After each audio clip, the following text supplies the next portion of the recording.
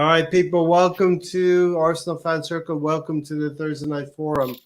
And let me just start by saying a certain team can win the Audi Cup. A certain team can win the Tiger Cup. A certain team can even win the Carabao Cup, but only Arsenal can win the Emirates Cup 2023. There you go. How we doing, Tony? We'll go to you first, Tony. How we doing? Feeling a little bit better. All right. That's good. That's a good thing. That's the first thing we check for with Tony, that he's feeling better. Gary, how you doing? I'm doing good. You're on location?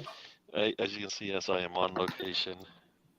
I'm at a pretty cool hotel. It's based on music, so I am Nice. in the Who inspired room. Oh yeah. Yeah. That sounds like a hotel me and Stan would have fun at. The Does that Who mean inspired they have room. they have Does that record mean that players and everything's smashed up and the TV's been thrown through the window? Well, they take $100 deposit, so no, but they do give you a record player, and they have records down in the lobby that you can pick out. Plus, whatever room you're in is, for example, I've got probably like 5 or 6 Who records that I could play. Plus, they also give you air plugs. So I guess they assume people will be playing their music at all time, at all hours of the night. So Yeah. not looking forward to that. Not looking forward to that part. Okay. Stan, how are you doing today? I'm not too bad, thank you very much. Good. Yeah. Good. All right. We're all ready for the is the season starting yet, or is Stan I'm gonna make Stan stop blazing up again. Is there one more preseason game, Stan, for you, or does the season start now? For me, I always think that the Charity Shield is a bit of both, really. It's your last kind of tune-up game, but it's also, I think, if you're the manager, you're trying to get an idea in your head of what your blueprint is going forward. So, you want to have everybody available for that one. But also as well, in the Charity Shield, can you make lots of substitutions like you can in ordinary friendlies? I believe you can, right? I feel like it's going to be like a league game, that you're going to have the 5 substitutions. Oh, I think okay. that's the case. I thought you could use, I think you can actually use as many, like the friendlies and that. So hopefully he'll use all of those if he can, and give everybody as many minutes as they can. I mean, I don't know about you, but it does feel a little bit sluggish this pre-season as it did last pre-season. Maybe it's because we've had, the exit of a key player, and we brought some, lots of key faces coming in. They're not really sort of, in the background. They're going to be key faces. So a lot of integration, I suppose. A lot of integration, yeah. Gary, is Stan muted? There's a perfect symmetry to our preseason right now. And last season we won every game going, and this season we bookended 2 wins and a loss with draws. The most recent one against Monaco. So it's been a mixed preseason, Gary. Yeah. Well, everybody says they don't pay too much attention to preseason. I do. It's the one time that the teams out there playing against somebody else instead of themselves, and the other team doesn't actually they don't know what they're gonna do. So, but I also like to see glimpses of like what could be. That's what you want to see in preseason. You won't see a complete package, but you'll see like, aha, that's how we'll use it. Like we saw Timber look pretty good. Mm-hmm. He might have he's made mistakes, but we expected that. Havertz coming off what the years he's had, he scored twice. Those are positive signs, right? He's actually played defensively. Those are positive signs. Rice, we know Rice is trying to replace Partey, not an easy chore. He's still young, and that's a position he hasn't played. So, depending on how we decide to use him, it's going to be a little bit of a challenge for him. I mean, we've seen this with City, right? Grealish took a bit of time to get acclimated to how things were going to be. Rice is in the same situation. We know Partey can do the job, but he's never done Partey's job. So to expect him to be able to replace him 100% is a asking a lot. Yeah. So I expect to see glimpses. He's shown glimpses. I think his teammates have actually put him in bad situations, and he's looked good. So no, I expect glimpses. Last season was great. You saw things from all the players we brought in. Once again, we've done that again here. So I take this as a practice, and I say you practice the way you play. So I'm expecting to see, some glimpses of what we're going to see, and it will get better. I expect it to get better each game they play. So Yeah. that's what we should be hoping for. Yeah, and they say you shouldn't be firing 100% right as when the season starts. Modern day football now, it's like you're building up your fitness and your cohesiveness up to 85, 90%. And but it is definitely going to be a good game on Sunday. We're looking forward to with the Man City juggernaut that we're going to be tangling with. Tony, Don Juan said, "Oh my God, is that Tony? Look at that mustache! It's a thing of beauty." Most people like it, right? Ray doesn't like it. Gary doesn't like it. Hey, Tony, That's not the Tony I've grown up on. So, you have your section I of don't fans. think Tony, most like it. Tony, most people like it. It's just that those that are under the age of 10, they fear it. This is true. This is true. Can't make everybody happy. Are you an uncle by any chance? No. No. Thank God for that. Tony said you cannot make everyone happy. So Don Juan's in the house. Welcome, Don Juan. Across the pond, Sports Talk's been here as well. Sorry, wish could listen, but Moss is live too with New York City Derby, League Cup, so many matches, and Lions, Blue Bombers, NFL, all that stuff. So he's covering all that stuff, Wish I could listen. Definitely. Okay, so yes, Dan, it's been a mixed bag. We started with Nuremberg, 1-1 draw. We finished with Monaco, 1-1 draw. Gary and I went to the game that we got the L in, and there's been 2 wins either side of that. So make of that what you will, Stan. Yeah, basically, you two aren't allowed to go to any more matches together. If you're a suspicious person, it's going to be really hard for us to do that now. So I think we're probably in a good situation where that fight won't happen at least for another season. Yeah, but, definitely. I actually think looking at our pre-season on the whole, I don't think it's been too shabby. I think we've had some good representations out there. I particularly liked, Barcelona. The Barcelona game I thought was a good one. Especially when you see in the same sort of like pre-season Barcelona, they go out and beat Real Madrid. I mean, I'm not saying that means, we can beat Real Madrid because we beat. I know it doesn't work like that, but I thought that we gave a good account of ourselves, And as we mentioned earlier, this pre-season is all about integration. Plus, we've got people that are coming back into the fold, like Emil Smith-Rowe. And you've got somebody, like T-Bag has got something to prove. Some players have that good second season. It takes them a while to get in, to settle. I think someone like Darwin Núñez, for example, at Liverpool will probably have a much better second season than he did in his first season. And you have to look at Martin Odegaard. When he came on loan for that short period, there were a lot of people that didn't want him to come back. They were looking elsewhere. So, so I'm glad to see that he looks like he's coming along. But yeah, it's about building relationships, building partnerships on the pitch. I think Declan Rice looks like he's still a little bit below the fitness levels. He looked quite like he was blown out of his arse a little bit towards the end of his last appearance. So probably still a little further away. But like Gary said, we're trying to ask him to do what Thomas Partey does. But the good thing about that is at least we're asking him to do it while we still have Thomas Partey, to keep doing what Thomas Partey can do while he learns it. So that gives us a little bit of breathing space. And all because it cost the amount of money that he did, it doesn't mean that he has to start the first game of the season if he hasn't quite mastered the role yet, or he isn't quite ready because of the position that he plays. And obviously, Thomas Partey being a little bit injury prone, you could get into situations where Thomas Partey starts the game. And if you've got everything sewn up in that game, why can't Declan come on in 70 minutes? Helps increase his fitness, and it helps him to understand his partnerships and learn that role. Yeah, 100%. I think I remember when we bought Thomas Partey a few years ago and trying to integrate him into that midfield that we already had. And it took Thomas Partey a while to understand how we play and learn that role. It didn't come easily to Thomas Partey right out the gate. And but we have the luxury now with Declan Rice that Thomas Partey is already there, you know, and he doesn't have to feel that pressure.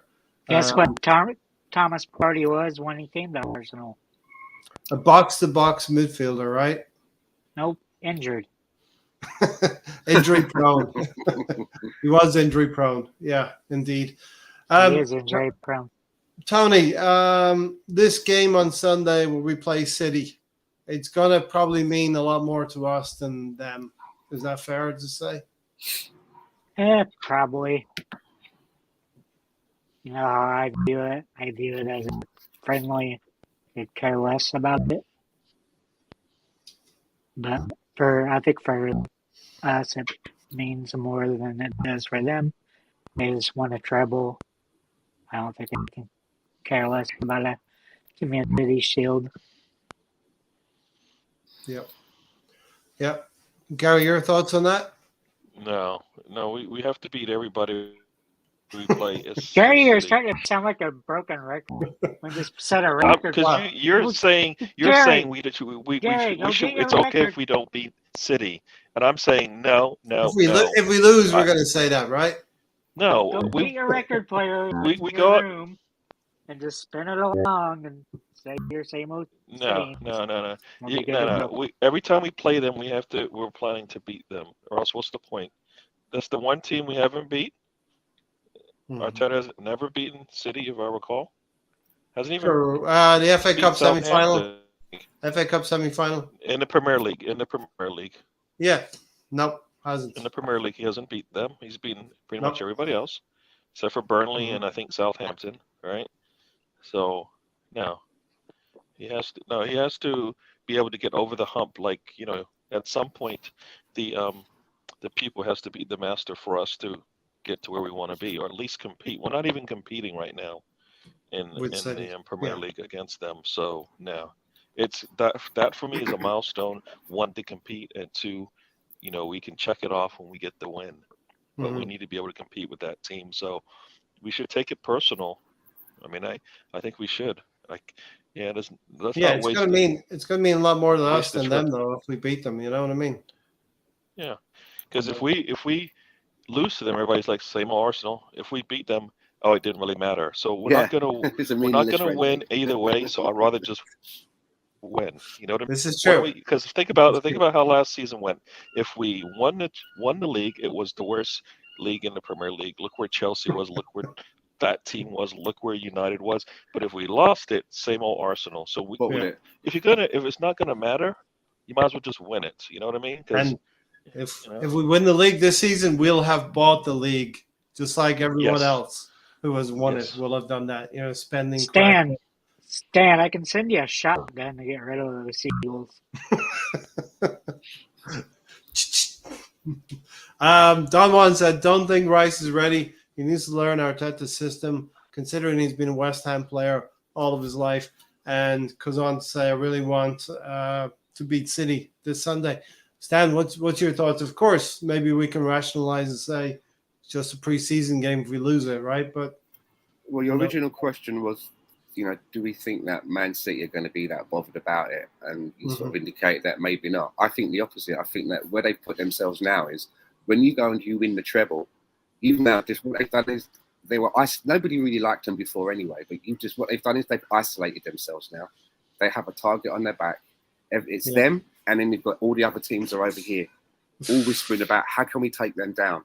So I think if you're Man City, you have to accept that now, that you've isolated yourself. You've got no friends in the league, and you want to start the first game of the season, which, you know, the Charity Shield, they call it the curtain raiser, which Tony disputed on the last broadcast that we had. But, you know, Tony did not, you know, disputing it notwithstanding. For me, I think that, you know, this is the first opener, and if you're Man City, you want to put a marker down to everybody else. And you want to come out and you want to be trying to win every game. So I think it is going to be important to them, and especially as they're going to be going up against a team that gave them the most trouble of getting the title. I think for them, they want to try and put a marker down to us, so that when we meet them again, they have the psychological edge, right? Yeah, listen, I think that's a fair point, and They're looking at what we've been doing. We've maybe beaten them to Rice. Rice always wanted to come to Arsenal. Beaten them to Rice. We bought well, and now we're looking to even go for a goalkeeper and maybe another forward by the end of this window. So We're they're not meeting looking. their price. Huh? So we're not going to meet their price they're asking for. We're not going to say that again. I'm a goalkeeper. They're wanting 40 million. Listen, that's the opening bid, Tony, and they're going to meet somewhere in the middle. I don't think there's many times that Arsenal have got involved in things and had to actually step away from. Mudryk probably being the biggest one last January. You know what I mean? It's crazy. This is like the third time in 6 or 7 years that we've spent over 20 million on a keeper.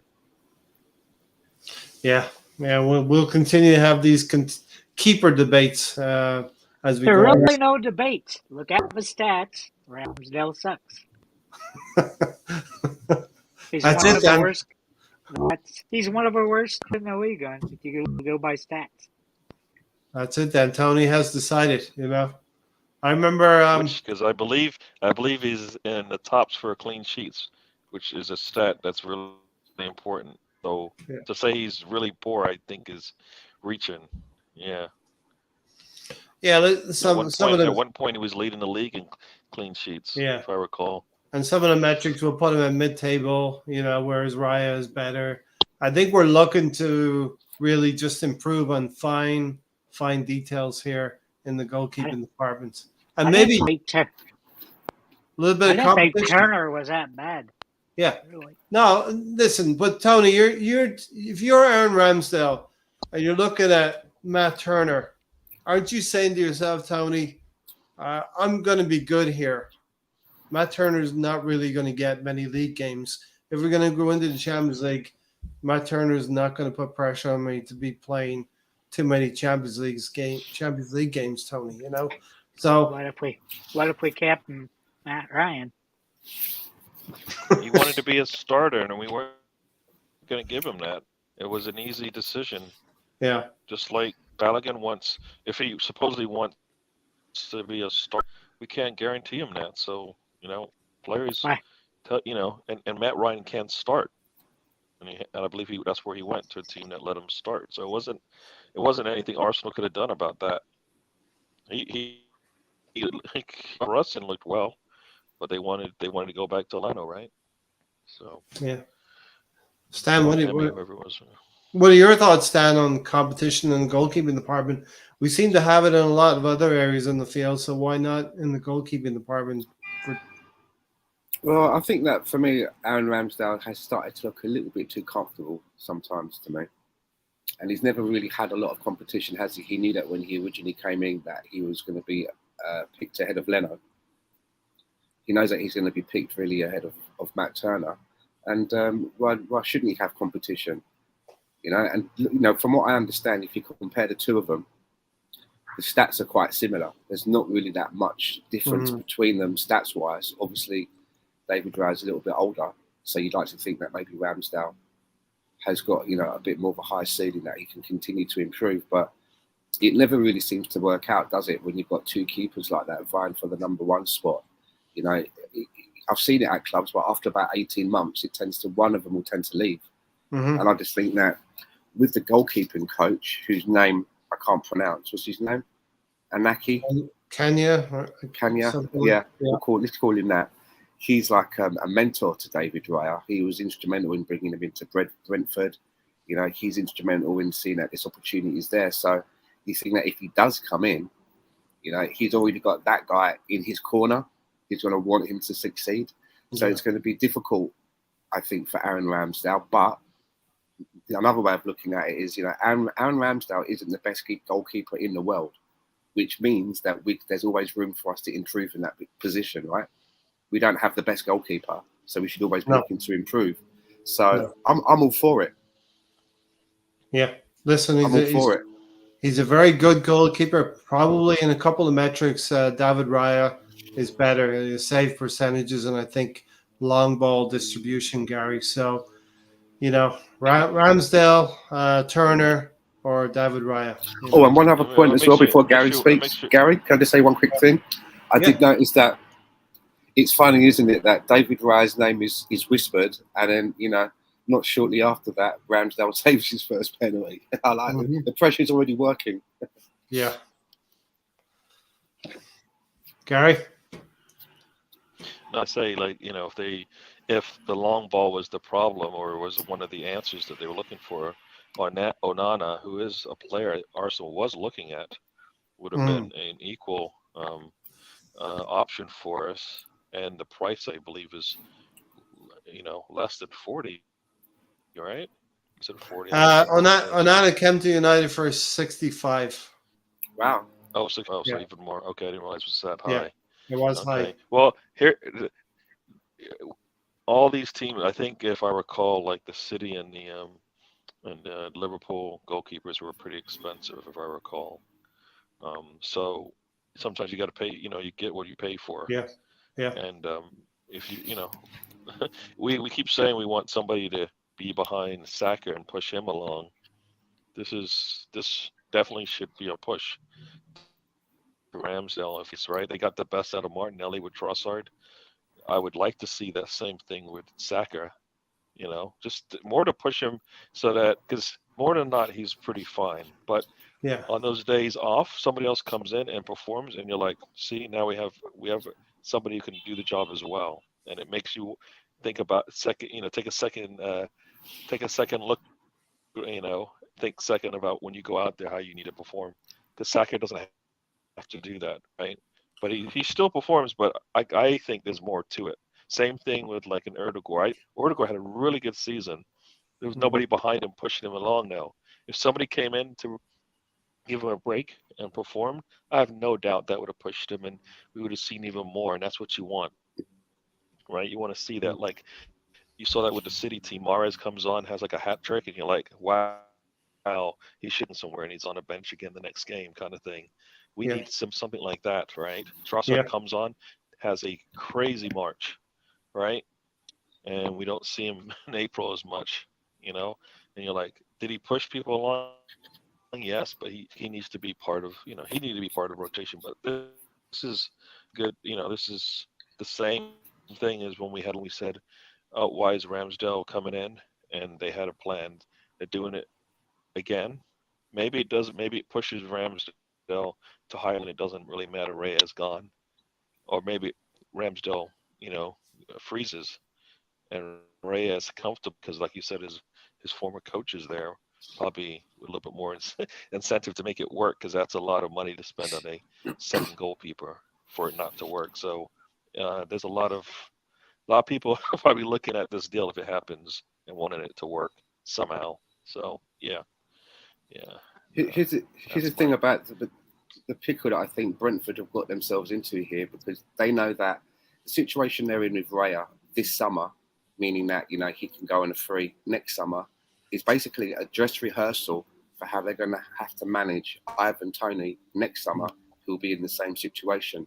So they have to probably try and get as much as they can for Raya, so that they don't start inviting lowball offers for Ivan Toney next summer, which is probably going to be the player that they're going to be able to get most funds for. So it's going to be interesting to see the negotiation, if any, if it happens.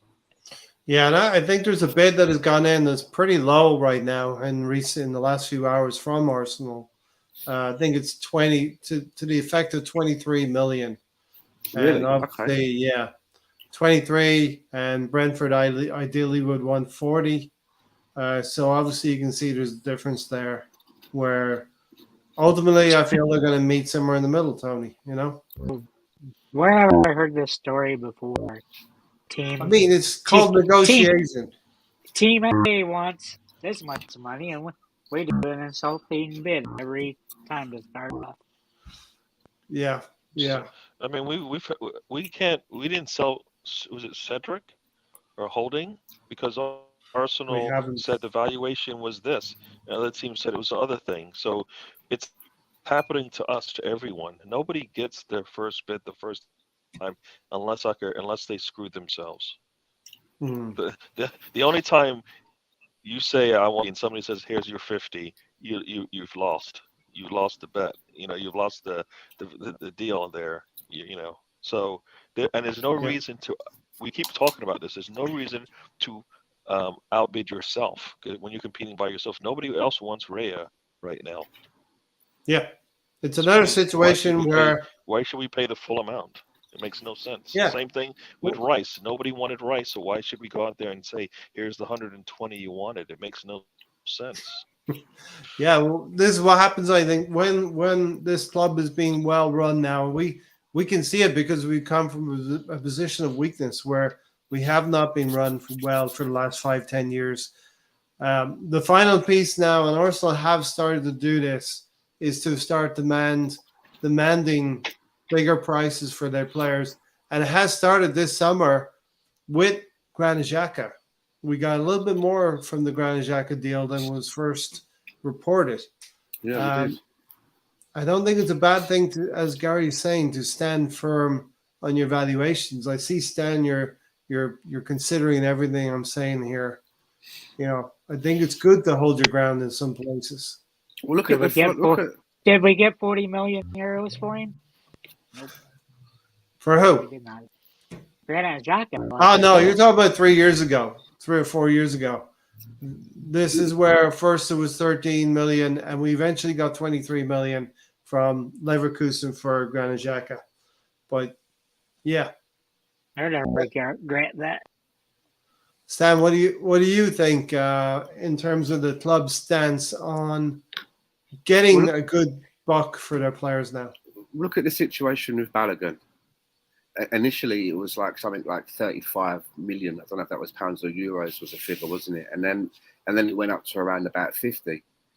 And the cheek of Balogun, I mean, the way he's been acting for all of this now, I mean, going to the club and saying that it's 10 million too high. I mean, you only have to look at Man United paying 72 million for Rasmus Højlund, who scored, what was it, 6 or 9 goals? I can't remember how many goals he scored, 6 or 9, a fraction of what Balogun done. And he's going for that much. For me, that's like, well, that's setting the benchmark. On the basis of that, on that mathematics, we should be asking for nearer 80 then, surely. How can that kid be going for that amount of money? And it looks like a big gamble to me.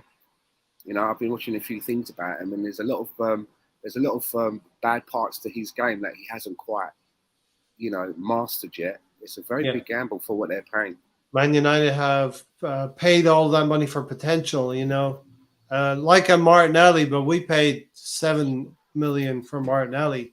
I still think the weirdest thing with Balogun is they're willing to pay 65 to 70 million on Wall, who scored less goals than Balogun in the same league. Yeah, but we haven't heard too much about that lately, Tony. So maybe all of that's gone a bit cool. You know what I mean? Well, we're in a window right now where Caicedo could be stranded at Brighton because Brighton have the other part to this. Arsenal doesn't play, as far as we know. Arsenal was maybe not ever in their plans.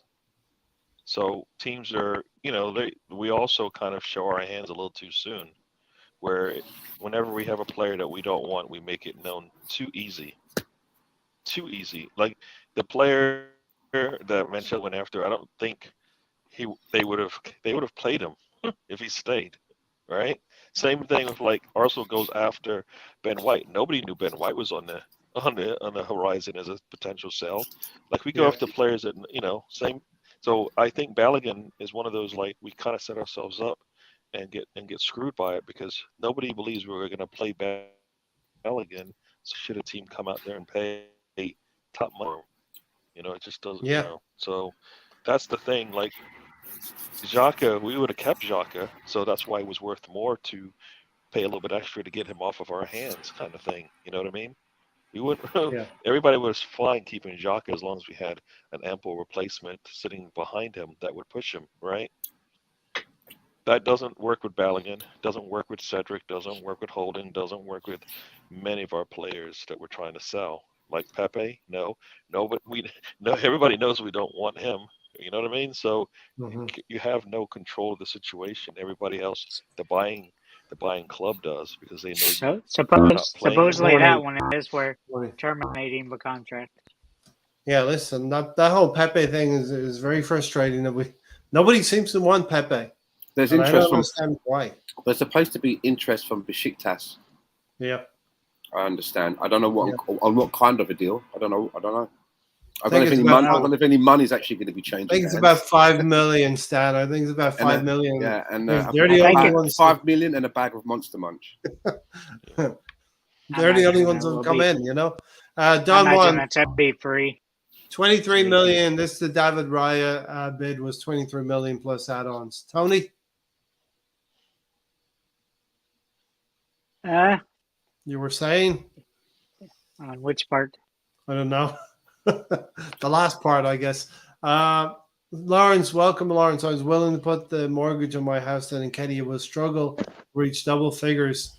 Oh, I am willing. Okay, in goal scoring this season. In the Premier League. In the Premier League. Just Unfortunately, he be might clear, get minutes. Be clear in your bet. Because he can get double Might get figures minutes, Gary. in all games, but yeah. Gary, So, doesn't I it have make sense? Go ahead, I Tony. have a question for you, Ray. With Jesus injured, he might be healed quickly. That happens with Jesus. But who do you start against City? Do you start Balogun? Do you start Trossard? Or do you start our number 2, Eddie? Against Man City, right? Yes, sir. 100% I would play Trossard there for me. Okay, that's what you're gonna. That's what you would like to do. What do you think? I would do. Yeah, what I would do. What do you think will happen? I think that he would play that false 9 role and be able to. No, I'm saying, what do you think the manager's going to do? What do I think will happen? Without Jesus, I think he may be tempted to go. You know what he's going to do, right? He's going to put Eddie in there. I think so. Yeah, I think so. Eddie's going to play. Eddie scored yesterday. He scored against a goal. Monaco. Yeah, he scored a goal. So that probably was the tester for it. He scored a goal. I wish that was true for every player that did something good in the game. I know. Because Trossard came in the game and created 3 chances on like 5 or 8 touches of the ball. And I would say that is much better than the 1 chance that Eddie did put through. Yeah. So which one do you want? Do you want the guy who's going to create more goals for your team, goal scoring opportunities for your team, or the guy that probably is less likely to score? There is that disconnect where we all, I think all 4 of us would say we feel comfortable with whatever choices are made for 10 positions on the field. We'd feel comfortable with what Mikel Arteta does. But when it comes to Gabriel, speak for yourself, right? Well, when it comes to Gabriel, there's 2 positions.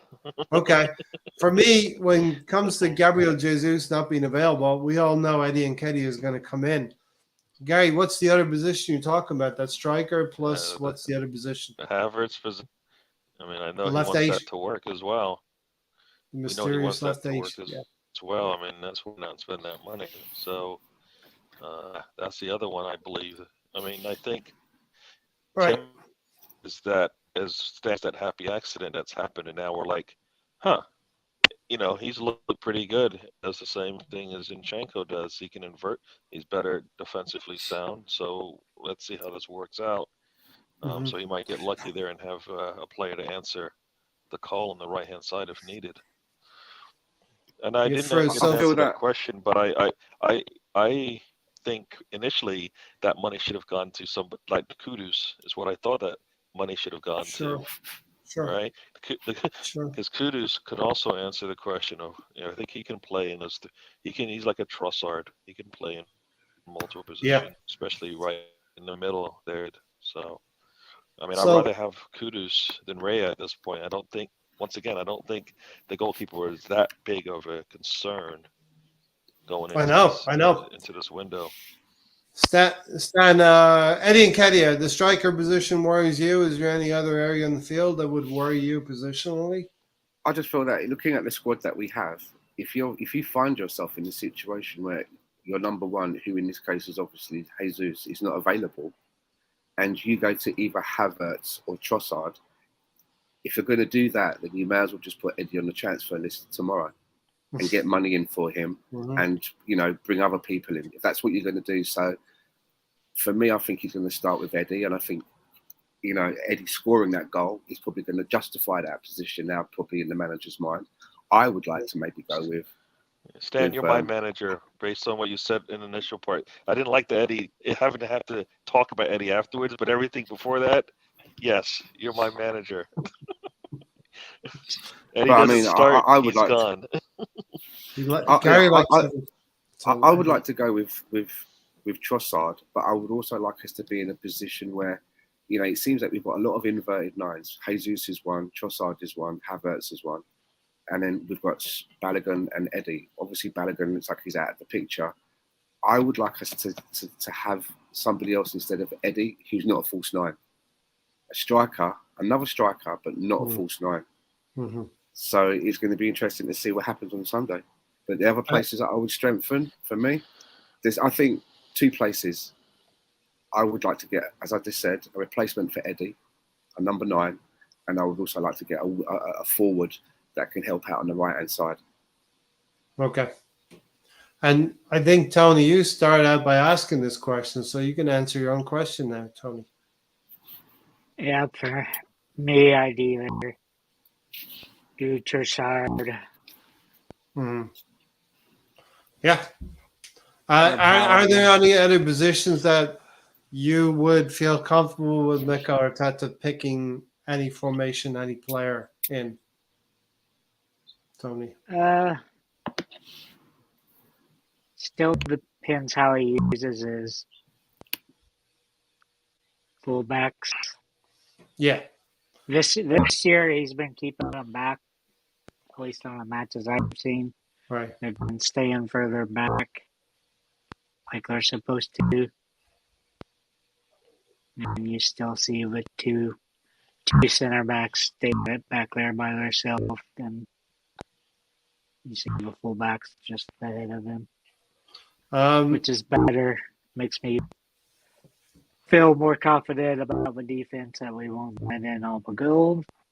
I wouldn't really be looking at keeper too much because I think a lot of that was the high press, leaving Gabriel on the island. I don't think it was his fault at all because he's always communicating and telling everything. So I just think we still need to trim some of the players that aren't going to get time that you can make money off of, like Tierney or Tomiyasu. Yeah. We got other options there. I think this, we got a week this week to the Charity Shield, Community Shield, and then we have another week till the season starts. So generally this time the players you want to move on will get moved on. So we will have 3 or 4 players moving on. Gary Lawrence asks, doesn't it make sense to use the money on Raya to bring in cover for Jesus? It does probably make sense now it to does, me. but this is the same thing that happened last season, right? We went after Douglas Luiz when Partey looked like he was going to be struggling to get back into the lineup. But so far, you've seen Gabriel. So can I answer or no? Yeah. I wanted to. He's just throwing in some volleys at you, Gary. I know. I start talking, and he wants to talk now. Come on. What was you gonna say, Tony? This is good. This is good for Tony. For a man with one leg, Tony's very, very good at playing keepy up.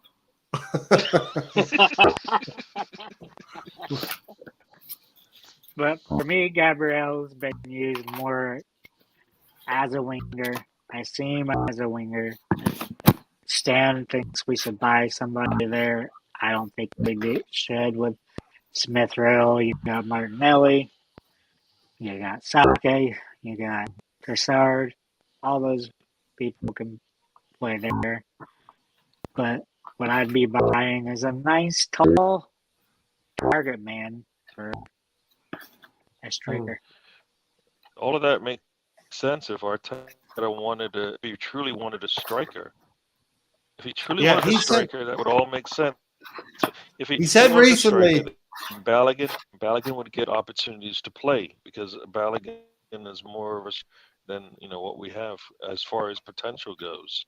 He doesn't even want to try him, right? He looked. I mean, No, the first time we saw him, he looked decent. We haven't seen him since. I know some of that's been injury, but he doesn't want a strike. He doesn't want a striker. I mean, when I no. got Havertz, right? Havertz supposedly can play inverted as well, He and it's Gary, not. And he's been Trossard plays inverted as well. I mean, the three players that most likely will play in those positions that what Arteta wants, they're all inverted. Eddie just happens to be the Except for number Eddie. 2 guy for some reason. I'm not sure why. But no, it just Nudes. he doesn't want a striker. He really doesn't. Gary. The way He's they're been working in the quoted. market. He's been quoted recently as saying he loves his midfielders. He loves a midfielder, so he's less likely to go with strikers. And the most recent press conference, he said, because of this Gabriel Jesus injury, the plan for Fowler and Balogun does not change. And that leads us to believe that the plan will be that he's ready to go to a club if they're willing to pay the money for him. If we don't get the Probably fees, Italy. Tony. Probably Italy. Probably Italy if they can stump up the coin for it, but they haven't been able to do that, Tony. You know what I mean? So And the only the only way they can get that money up is if I think if Arsenal actually played him. That's the only way they're going to get the money they want. They don't want to play him because of fear of injury, maybe. Worst case scenario. We can't sell players that don't play, that have never played for our team. So I don't know what the plan is. How do you sell a player you have not put in to Premier League? Gary, what is the plan for Balogun? Monies? What is the plan for Balogun? I have a feeling they're going to screw this up, and they're going to have to sell him for dirt cheap, put him on loan, and then get screwed again in January when somebody wants to come in and get him. But I feel like for me they've done it all kind of wrong. Like if the intention was he did exactly what he needed to do on a loan, and we might waste that opportunity. Yeah, and look. As I said to you, I think when we went to the game, if the sale of Balogun is to fund Declan Rice, Havertz, and Timber, I can sort of come to a realization that that's what is required and needed. But the club is being very vague about all of this. So, Stan, come on, Ray, that is of Arsenal way. I'll bring. I mean, balancing the books is the Arsenal way. You have to do it. We want to be a big dick swingers, right? Yeah, we're a self-sustaining model. Yeah, you said we were like Liverpool, but now we're like Liverpool were self-sustaining as well, Tony, because they got a lot of money for Coutinho and they bought 2 big players for a lot of money. But the sale of Coutinho to Barcelona funded those sales for Alisson and Van Dijk. I'm going to come to you then, Stan. Don Juan said, unpopular opinion, I think Eddie is better than Balogun. Eddie would have scored just as many goals in that terrible league. Balogun is the unknown shiny. Oh, that is so false. He played. No, come on. But you're going to have people are going to have different opinions here, Gary, and I agree with you. I think he got Balogun beat is by better. Brentford in the Champions League.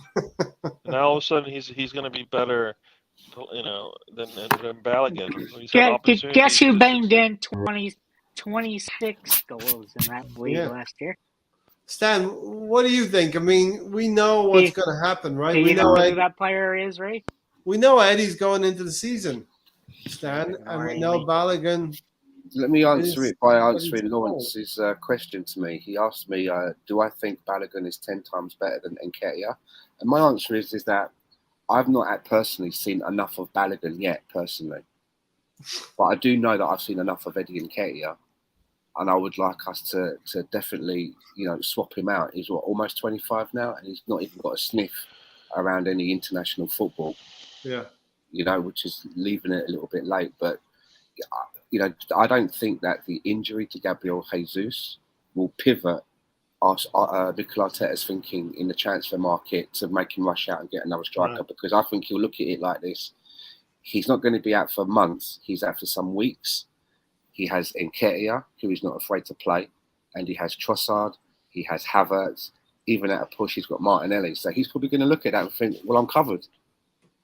I'm covered there. So why do I have to go out and buy another striker? Now, if he was going to, I personally would like him to sell Balogun and Eddie, and then bring in, you know, a striker that isn't a false nine, that can play in a different way and maybe help us with plan Bs and different parts of the matches, but can give us a good goal return, you know? Yeah. Listen, I would love to do the same and bring in Ivan Toney, and we have to wait till January, February. I would still do it because you have Trossard, you have Havertz, and you have Gabriel Jesus who could play that striker position. If you don't have Eddie and you don't have Fowler and Balogun, you know, I'm being a fan of Ivan Toney for a little bit.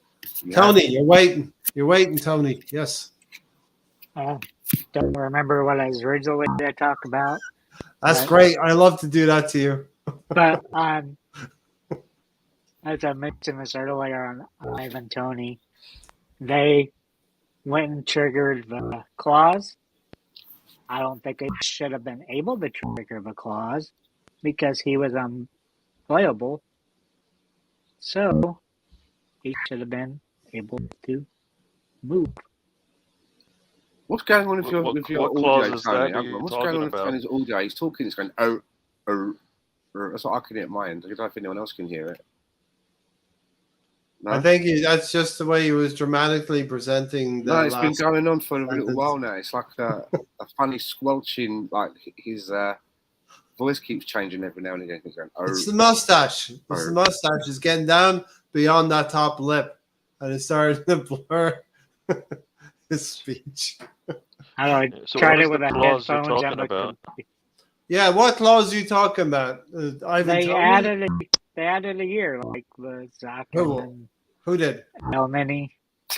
Well, anyone that can hear that. But the player, where does he currently play, right? Yeah, but we didn't mention Elneny, and you come from left field. Elneny? I'm saying players like that. You're going to play Elneny up front? Their clause. Elneny sneak into the conversation. They triggered the clause.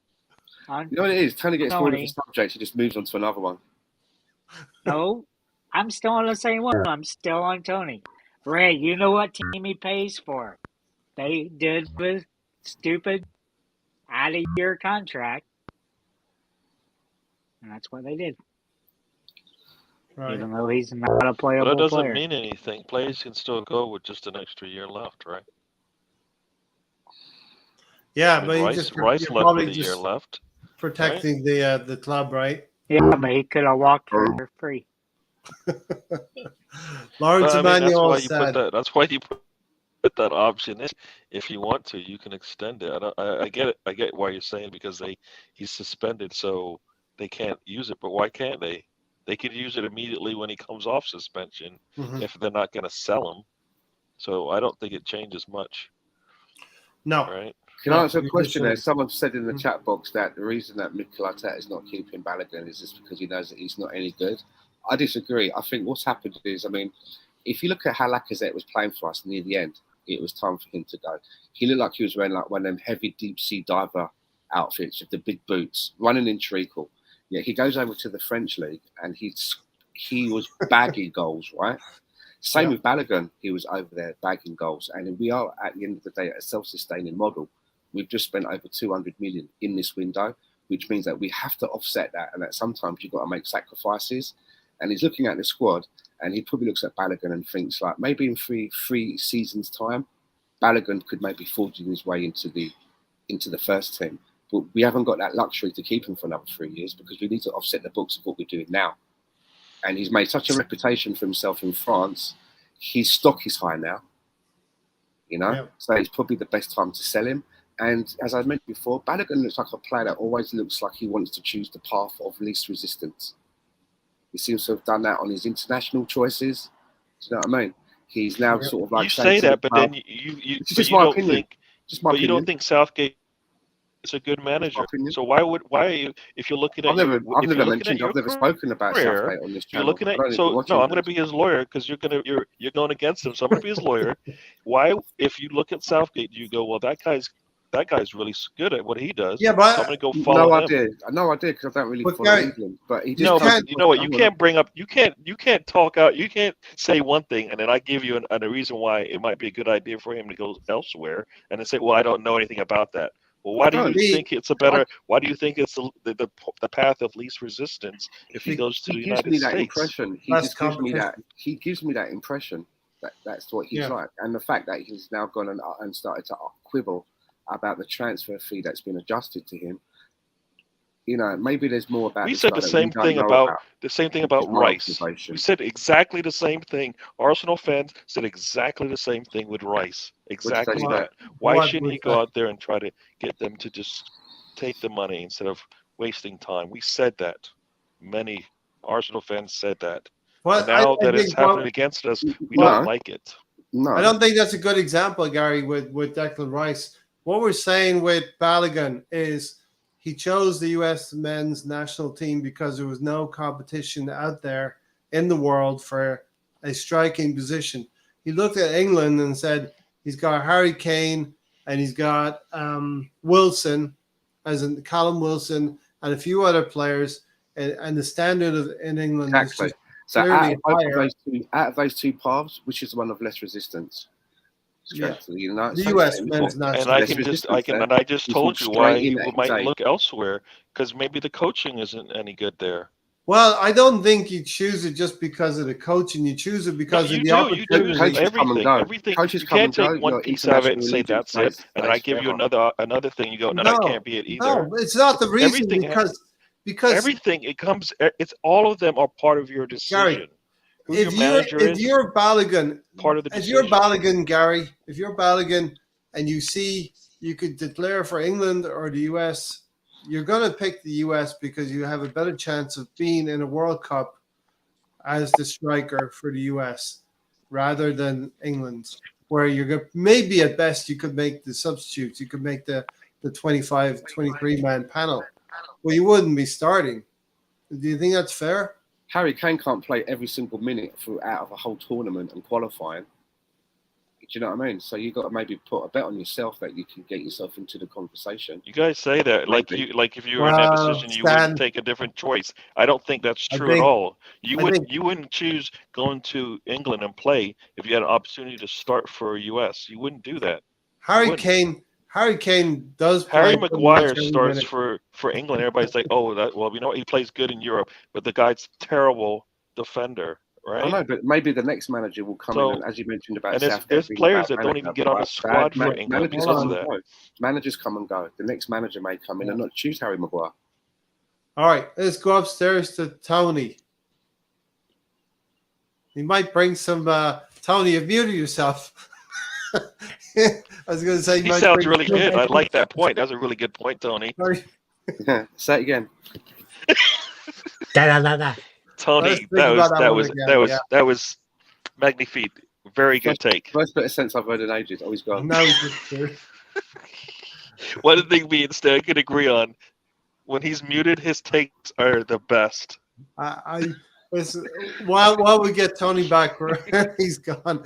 While we get Tony back, I just feel, and look, Stan and Gary, you're going to disagree with each other, but here's me. I'm just going to say, Balogun will see himself as being a striker for the U.S. men's national team in an easier way than he would under Southgate and the strikers that are there in England already. You don't know his reason. You don't know his reason. Gary, I had 2 points. You guys are not in his head. You don't know anything, but you're just making decisions. And I give you reasons why it might be okay. You're like, no, that can't be it. It's what I think he's doing. You don't even know. Did you talk to Balogun? No, you didn't.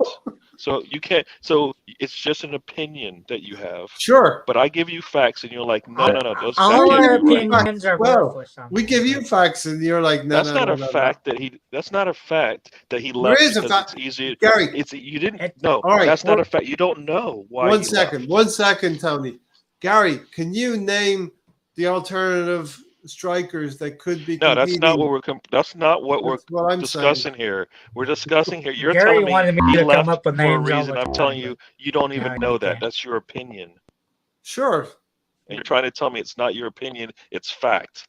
No, it doesn't work that way. My Mr. Man. opinion is that Balogun could be picked as a striker for the US men's national team easier than he would be for England. And that's why he's chosen the US. See, exactly. Your opinion, he chose that because of that reason.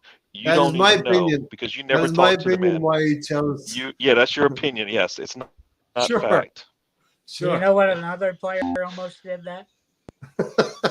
Gary Dunn said you're wearing that American You guys give me rose-tinted black. opinions, I give you facts, and you say they're the same thing. No, it doesn't work. Gary, I'm giving my opinion. You're giving your opinion. Nobody's spitting facts here. It's our opinions. You know, you can't say one person's fact is another one's opinion. It doesn't work like But that. you're Do it know who isn't. You else said why flirted he's with going the there. You don't US? even know for fact. That's not a fact. No. That's We're your looking from the opinion. outside. All we ever do on podcasts Exactly. is look And I from give you the outside. fact that Southgate is terrible, and you will back that up. Who's the You're manager? not going to Who's ever the say English Southgate's a manager? good manager. Who's the US manager? Is he just as good I don't know. I really don't know. or just as bad? Tony, let's get back to Tony before his internet connection gets bad. It wasn't my internet. I switched my headphones because Dan was complaining about my voice again. I can Now still hear it. now I it's can still hear it. It sounds like it sounds a like seal. aliens are trying A to like seal. get into I the don't- broadcast. I don't know what it get in. is because now Maybe no it is headphones. aliens. Whitecap signed 2 Canadians, Stan. It might be by that UFO I seen in the last. Tony, give us your opinion on Balogun, and we can move on. I was gonna say we wasted 25 minutes. That's what Arsenal did July 1st. Go on. They put Balogun on the transfer list. So that tells you he's going to be sold. Yes. Further backed up, Arteta never fancied the lad.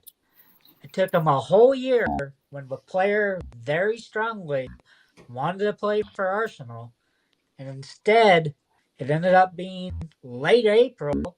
The kid finally plays at under 20. Balogun already won a trophy with the U.S., so not true. He played in a final and won a trophy already for USA. So wrong. He's already won one. You're not joining a national team. He win just won a trophies. trophy for the USA. So got no that's evidence. not true. I've got no evidence whatsoever, but I just have this feeling, like a feeling that sometimes, you know, you're the manager, you've got this whole team of 30 players that are in front of you. You're not going to be able to get on with everybody because people have very different personalities. And maybe there's something that with him and Balogun, there's not a fit. There's not much of a gel there. Yeah. And Mikel Arteta just thinks, you know what?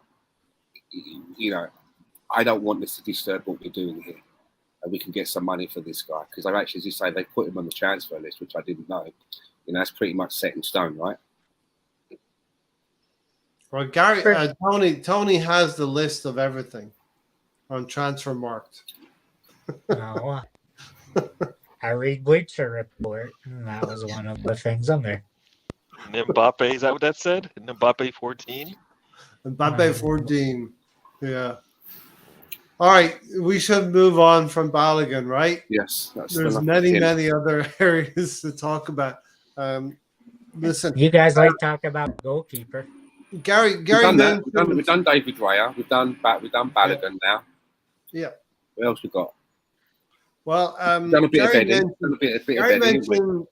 Gary mentioned players that I had in mind as well. He mentioned 2 of them, which are, it's going to be very hard to have competition in those positions. It is Bukayo Saka. You have to accept that you're not going to have a player of his ilk pushing Bukayo Saka, but I believe Bukayo Saka has that here that he's going to fight each and every day. Ødegaard is similar. I think Gary mentioned Ødegaard as well. Very similar. Hard to find that competition, and rightly so. I think right now Ødegaard is our captain. I would go on to say Saliba is world class. It's hard to find a player in Saliba's position. So those are probably 3 world class players that we have in our team. I disagree with you on that one. Right? But you know what? I remember KDB sitting, and they had a decent replacement for him. So, and he's world class. So there are if players you, out there. You know what? yes, It's all about whether the system is set up so that they know that they come in and they're not just coming in when they're injured or when they're tired. They're coming in as a player that can rotate into that position. yep, That's what you need to be able to do. We keep saying we need to bring somebody difficult to compete with Saka, but if they're coming in knowing that, you know, I'm good enough to start in this league, but I will get my opportunities to play, meaning we're going to rotate our players in and out the lineup to keep them fresh for the entire season, then that works. That we've seen it work. That's what City does. All their players rotate in and out the lineup, and they don't have to all play 35, 36 games. Yep. Look at to do it. Great, Stan. Look at Salah at Good Liverpool. point, Gary. You know, look at Salah at Liverpool. He plays on the right-hand side of their attack. He can't play every single game, so they must have another player there that is able to come in and pick up the slack, right? You can't. You're not gonna. You can't find an identical Salah. It wouldn't work. There has to be someone who can keep him on his toes and be ready. That if Salah gets booked or gets injured, they can step in. Unlike an Eddie Nketiah who says, "Oh, I have to start games and have runs of games." That's not how you get your chance. You've got to be primed and ready. You've got to be training every day, and you've got to be ready for the unexpected because it could be. You never guess what. What's that? Saka's going to be out now for 2 months. He's torn something. You're in. But can't you put Jesus or Trossard there? Absolutely. Or Nelson. Maybe. You could do that if they weren't starters. Maybe. Jesus is your starter, so you can't say he's going to rotate with the right wing when he's your starter in the. But Gary, you could put Nelson in there, right? You could put Nelson in there, Fabio Vieira. The availability is the problem with Nelson. He can't stay healthy, and that's a problem right now. I can see a situation where you'd have maybe Saka's out for whatever reason, whether it's rest, suspension, or injury. You could have Gabriel Jesus playing on the right-hand side, and then you could have Trossard playing in Gabriel Jesus's role. Position. With Havertz playing in the left 8, Partey behind him, or Declan Rice playing. Do you know what I mean? We have a lot of combinations now. I think you could even maybe have, maybe Jesus on the right and have Havertz as the false 9, or Havertz on the right. What you named there? Eddie through the middle. With Jesus on the right. We have a lot of options, a lot of combinations that we can use. So we have a Gabriel Jesus injury. We're not exactly losing our minds right now because we know, okay, Eddie could play 60 minutes. Let's say Eddie started. We've been there before because we've seen it before last season. We all panicked. I did. I was like, oh, here we go. And we came out the other side of it. Yeah, Tony is going to argue with me. I think it's about Saliba. And if he's world class, Ray, why does he play less than 20 minutes during the World Cup?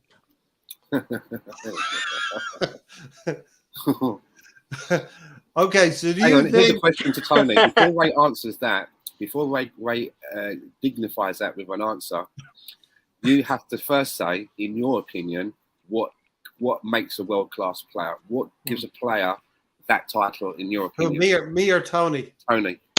Okay. So we know what the bar is, right? We know what we're working with.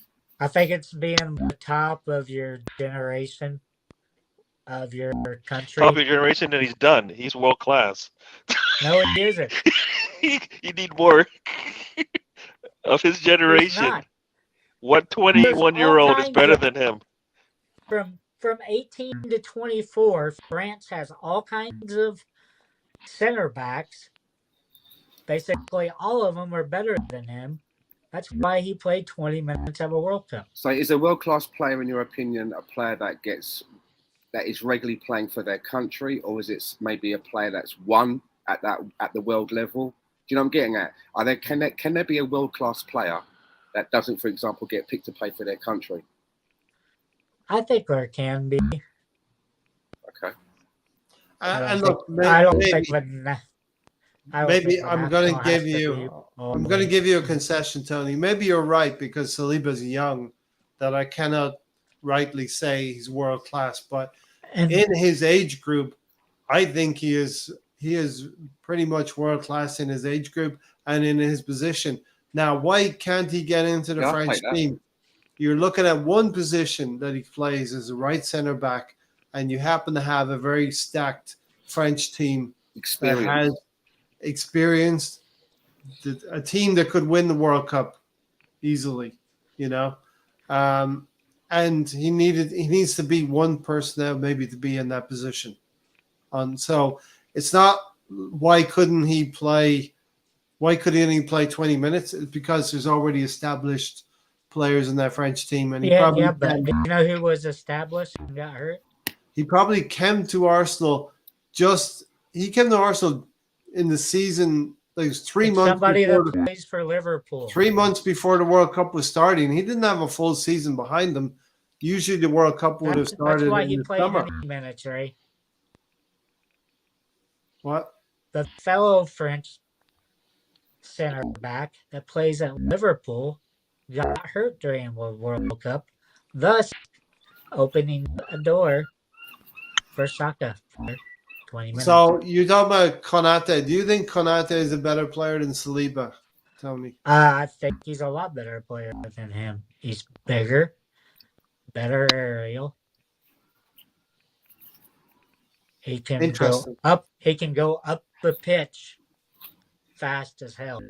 I think what we're seeing between Konate and Saliba is a similar situation to Eddie and Kedia and Balogun. One is behind the other in terms of their cycle, in terms of their development, but one has been established there longer.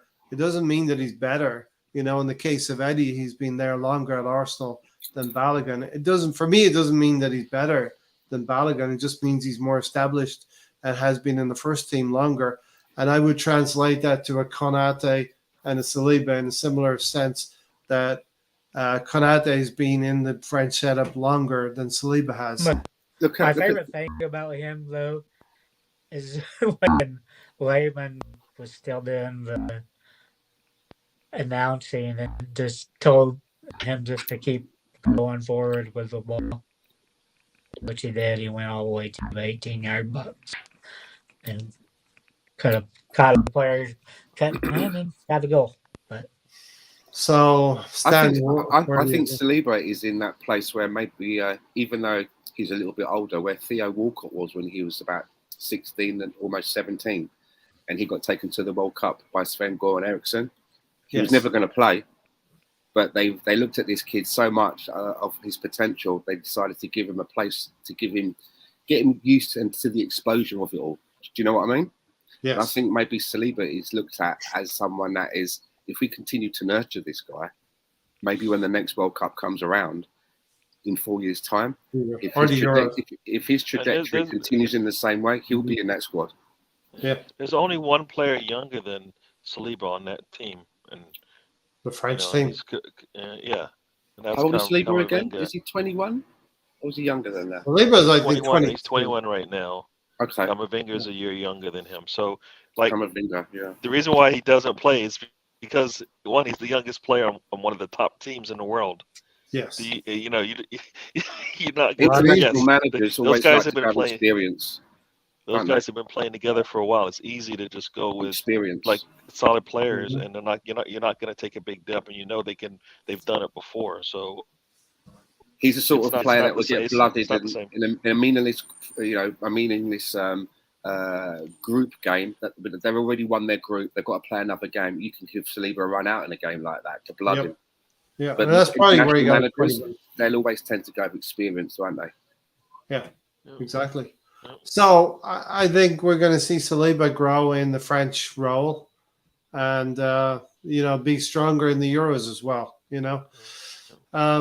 Interesting. He hasn't even played multiple years for the same club team yet. Yeah. Think about it as well. Like Camavinga has played multiple years for Real Madrid. Saliba has not. So I think it's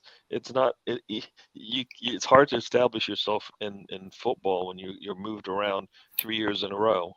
and played for different teams. And, you can't grow because you're asked to do different things in each one of those teams. So it's not really a good evaluation of your talent when you never see them kind of improve from day one to day two, right?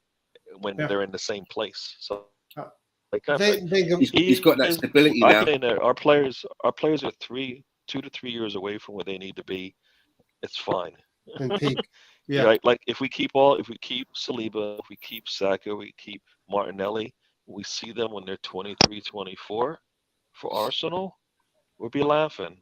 Mm-hmm. It's going to be hard to get there without them getting pulled away from us. But that's what we have. We have three Yeah. good talents, at least in those three.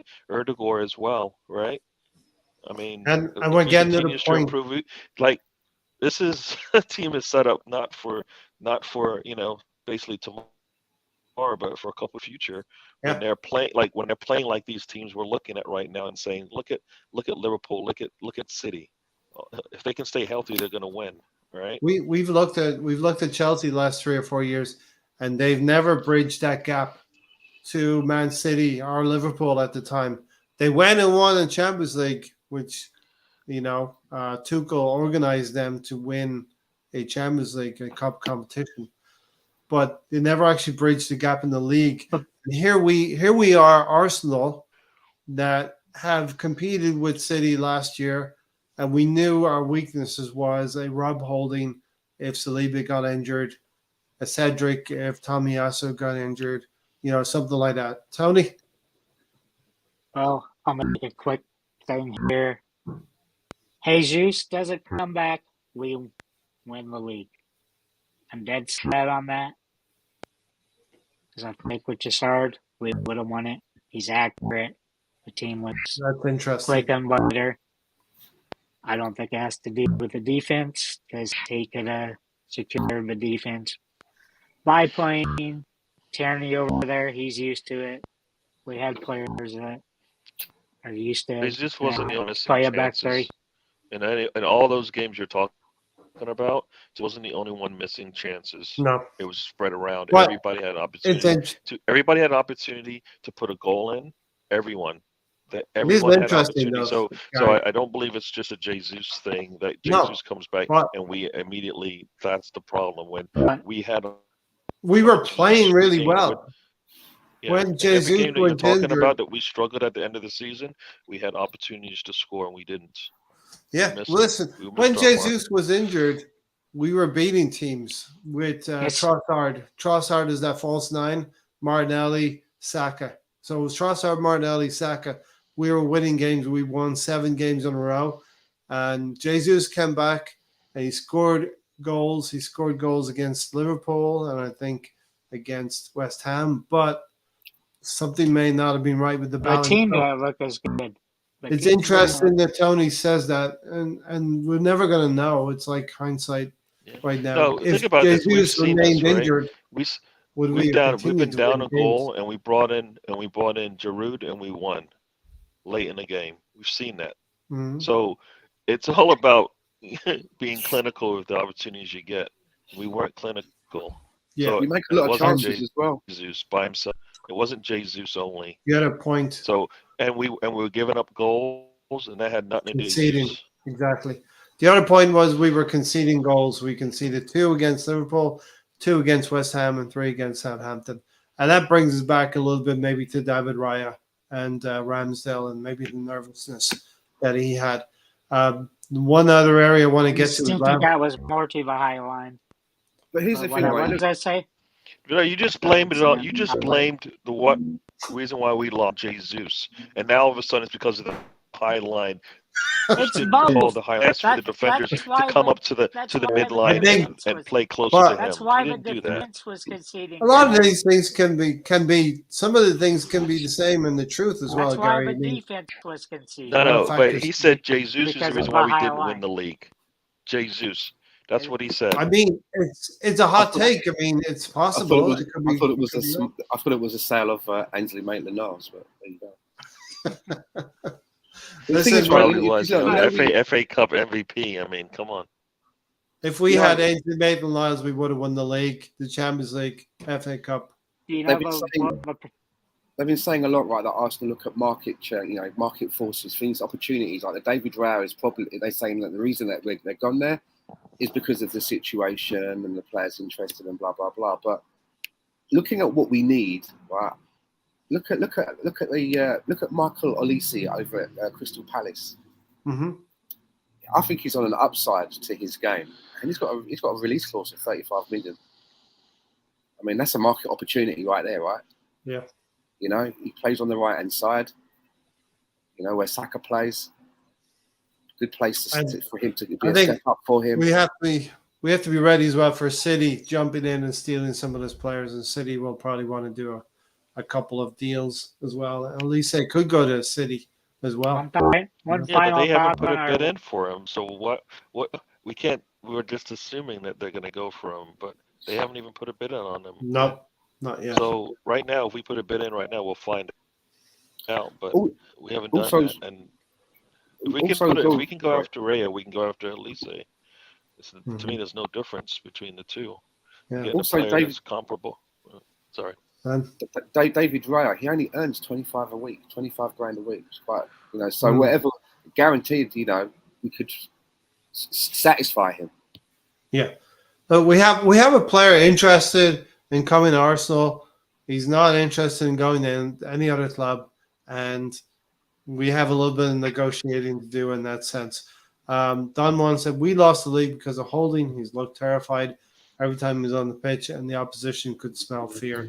Yeah, look, I think Rob Holding needs a move as well. We've seen Austin Trusty go to Sheffield United for $5 million.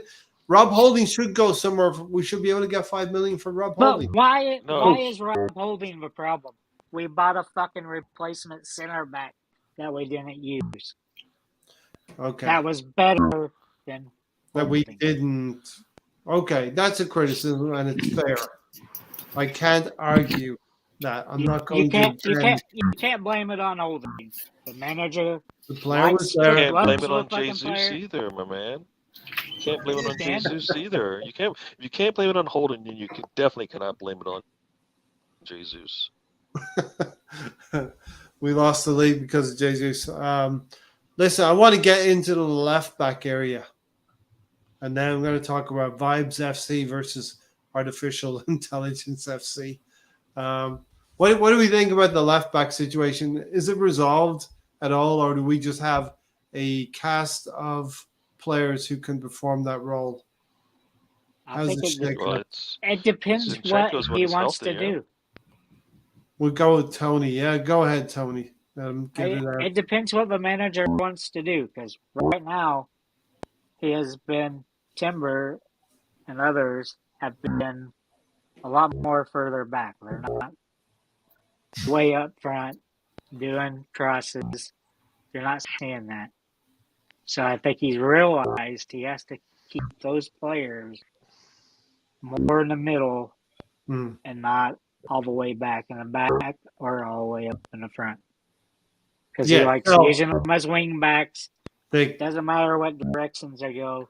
So They're wing Tony, backs. do you think Arteta's realized that they can invert into midfield, but they shouldn't push much further than midfield? Is that what you're saying? For Timber? For now, I think I don't know if he's doing that based on the players on the pitch or he's had a change of heart on Yeah. what he wants to do there. As Stan gets himself out, I'll go to Gary next. What's going on the left back? We're going to have another situation in the left back, Gary, where it's not going to satisfy anyone because we could have a Zinchenko who's going to be injured. He performs that role quite well for some people. He could be injured a lot. Tierney could be playing games, so we could have a cast of thousands in the left back position. We have a different. We have answers all over the place. So I reckon Gary will be playing at left back at some point. Everyone gets a turn. Yeah, you got Kivior, you got Timber, Tomiyasu, Tierney, and Zinchenko. That's 5 players that could legitimately play left back, Gary. So we have answers. So then there's no problem. I mean, it's a good thing, right? But Yeah. I'd like to look at the left back position and actually recognize one player as the mainstay and realize he's not Nigel going to play. Winterberg. Zinchenko when he's healthy. No, Zinchenko when he's healthy. So I don't know what there's not much discussion. Okay. Zinchenko starts when he's healthy. If he was healthy, he would have been playing. Yes. So that's not really an issue. The fact that he was out What's up gives with him? other Isn't people he playing opportunities. some? It What's up with him gives though? other people Injured. opportunities. He's Gives other playing people at a Ukraine opportunities game, to isn't he? play. And Could be. supposedly Yeah. he's supposed to only get like 5 minutes, if that. That's all he's supposed to get there. But Right. No, he's in playing. reality, He's playing. you You said you no. got You said he you played got 5 minutes, Can I so speak? he's playing. I think it's coming up on the 5th or the 6th that he's going to be playing a charity game. Gary, go ahead, Yeah. speak. Yeah. No, we ask players when they come in to perform and give the manager problems, and they did that.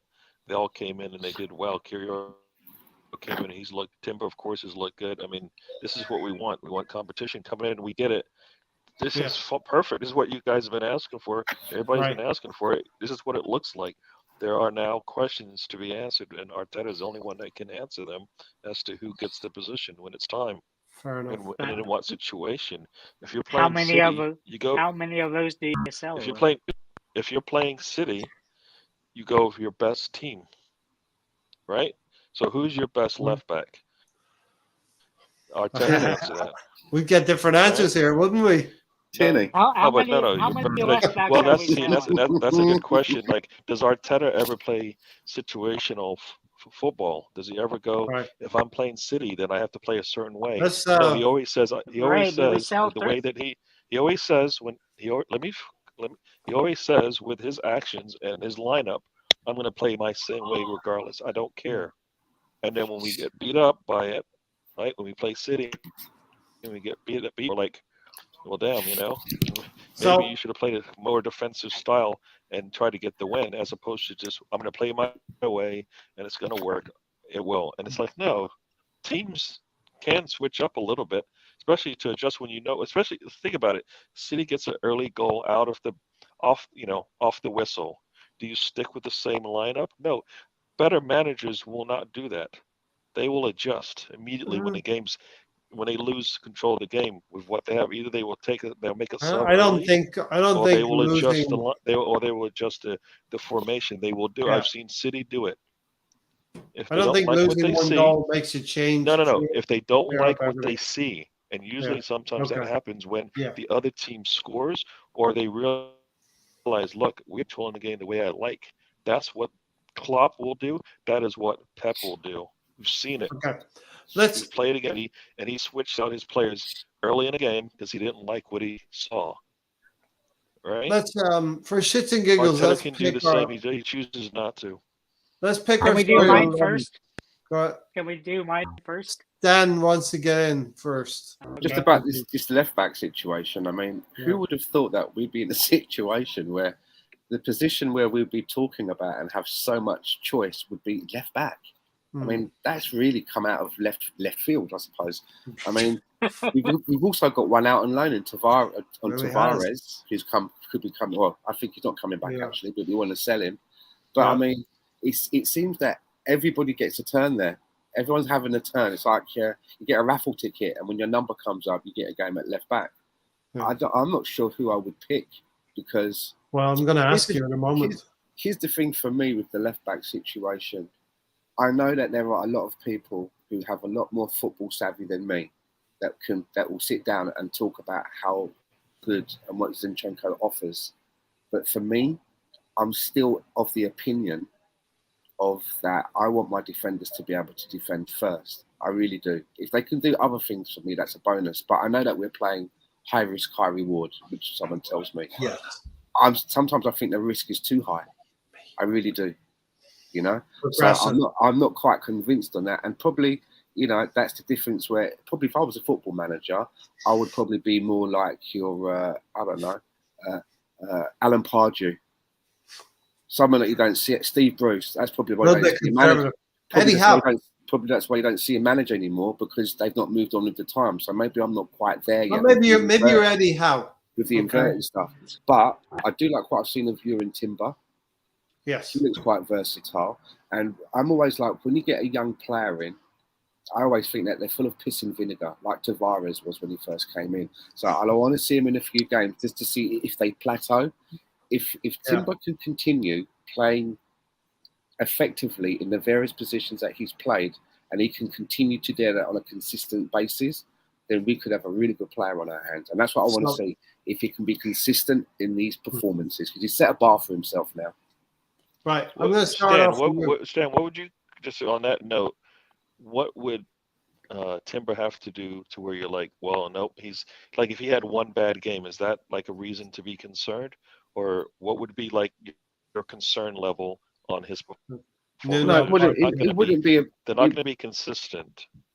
It wouldn't be a bad game, but if you use Nuno as an example, where he did start really brightly, but he got to this stage where he was having to be hooked before half time on more than one occasion, because the manager was looking at it and the manager was thinking, like, this is dangerous to what we're doing. Like this. So, this is what I'm saying about, he's had a pre-season, he's looked very useful in various positions, but I always want to see if there is when they get to a stage where they sort of plateau a little bit. I saw that in Tomiyasu. I thought Tomiyasu was at a certain level for a while, and then I did see it like he plateaued a little bit. Yeah. Where the plateau is, it's lower than what I've seen him play. So usually, it's going to take some games. It's like 5 or 6 games usually. That's what. Listen, I bought into the Nuno Tavares. I bought into it. I'm buying into the Timber, but I feel more confident with Timber. No, don't do that, Ray. Don't do that, Ray.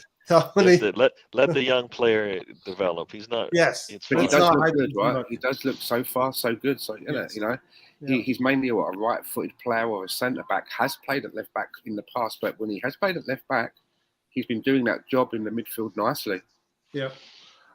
Tony, you want to get in, and then we're going to go ask everybody what their back four will be. We'll go through and pick the team for Sunday, and I want you to tell me what you think Mikel Arteta will do. Tony, what have you got first? First, over or under selling 2 left backs. Over or under what? Selling 2 left backs. Selling 2 left backs. Under. I'm over. Gary, Tavares, and that's it. Yeah, we're not selling over 2. Oh, hold on. Maybe a Tierney. Hold on. Yeah, I see what you're saying there. Could be a Tierney as well. Tavares and a Tierney. Could be. Possible. It could have happened. And somebody else that we bought, Kivior. You said over under is 2, so that would mean 3. I'm not. Well, I think he meant 1.5. 2 is a push. Yeah. Should have been 1.5. So which one is it? Is it 1? Is that what you're saying? The over under. Tony, say 1.5, Tony. Okay. I'm making it 2 because I still think 3 people. So I don't think over 2 are going. So it's under for me. Okay, under. You're wrong. Under. Okay. Did you have something else, Tony? Yes. The second one was before the World Cup. 2 things. What side was stronger, left or right? Right side was stronger. Left side was stronger. For Arsenal? Starting the year, last year. I still think the right side was stronger, but that's my opinion. I mean, I never saw everything Tierney. went down. I never saw Tierney lock down a Salah. So a Salah level player. I think Tony's talking about like going forward. No, no. He said now you're translating. All right, I'm asked Tony. Tony, what do you mean, defensively or going forward? Just overall, what side? Exactly. That's what I thought, Ray.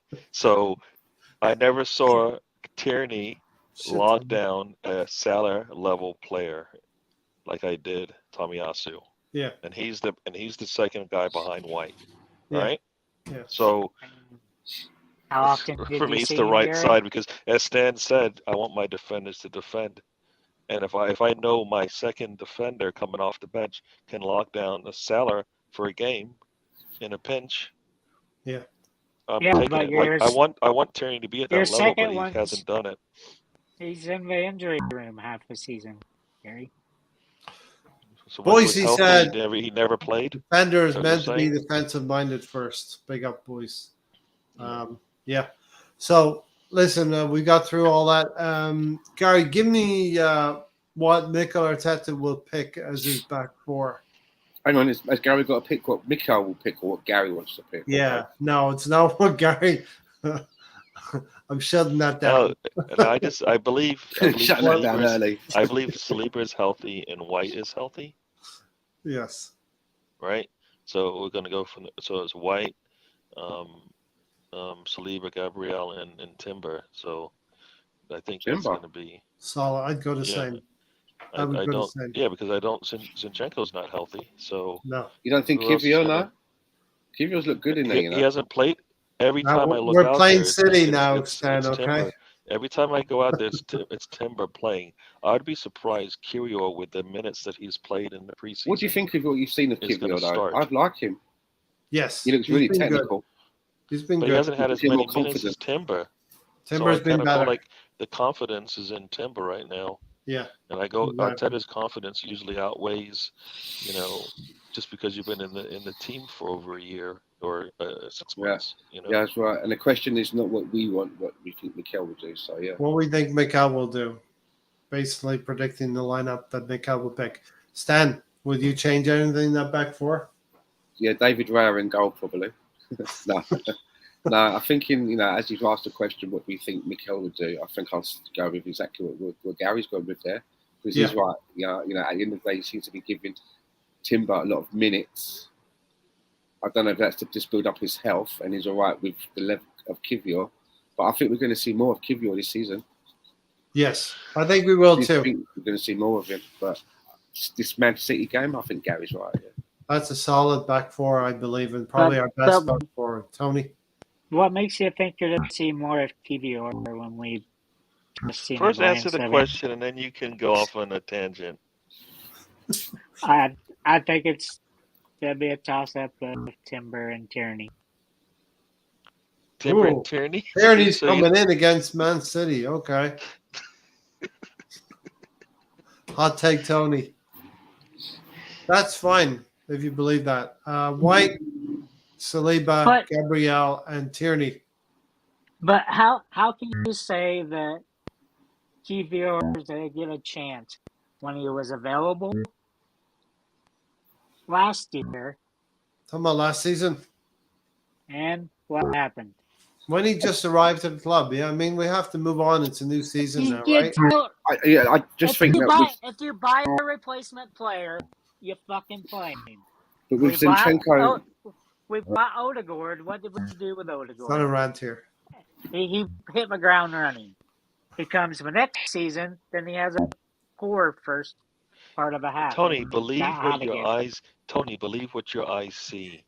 Arteta isn't playing Kiwior over Timber right now. No, believe what your eyes see. But Arteta that's what I'm saying. How's Kiwior going to be in there? I just think that with Zinchenko not being available, Mikel Arteta trusts either Kiwior or Timber to come in and do that inversion job ahead of Tierney. Yes. Okay. Midfield, Stan. Oh, that's a tricky one, isn't it? Switch it around. That's a tricky one because, is he going to use this game as a pre-season game and start Declan Rice so he gets minutes in his legs to get him closer to being available for the season, or is he going to go out and use it more as like, well, I want to win this game. Can I don't just want to use one? it. Can I ask one question? I don't want to use it for the minutes part of it. I'm going to go with Partey. That's the hard one for me to think of who's going to start with there, Partey or Rice. I didn't see the game yesterday. Can I ask, was it a double pivot in midfield? From what I saw, no. From what I saw, he started with Rice playing in that Havertz, the left 8.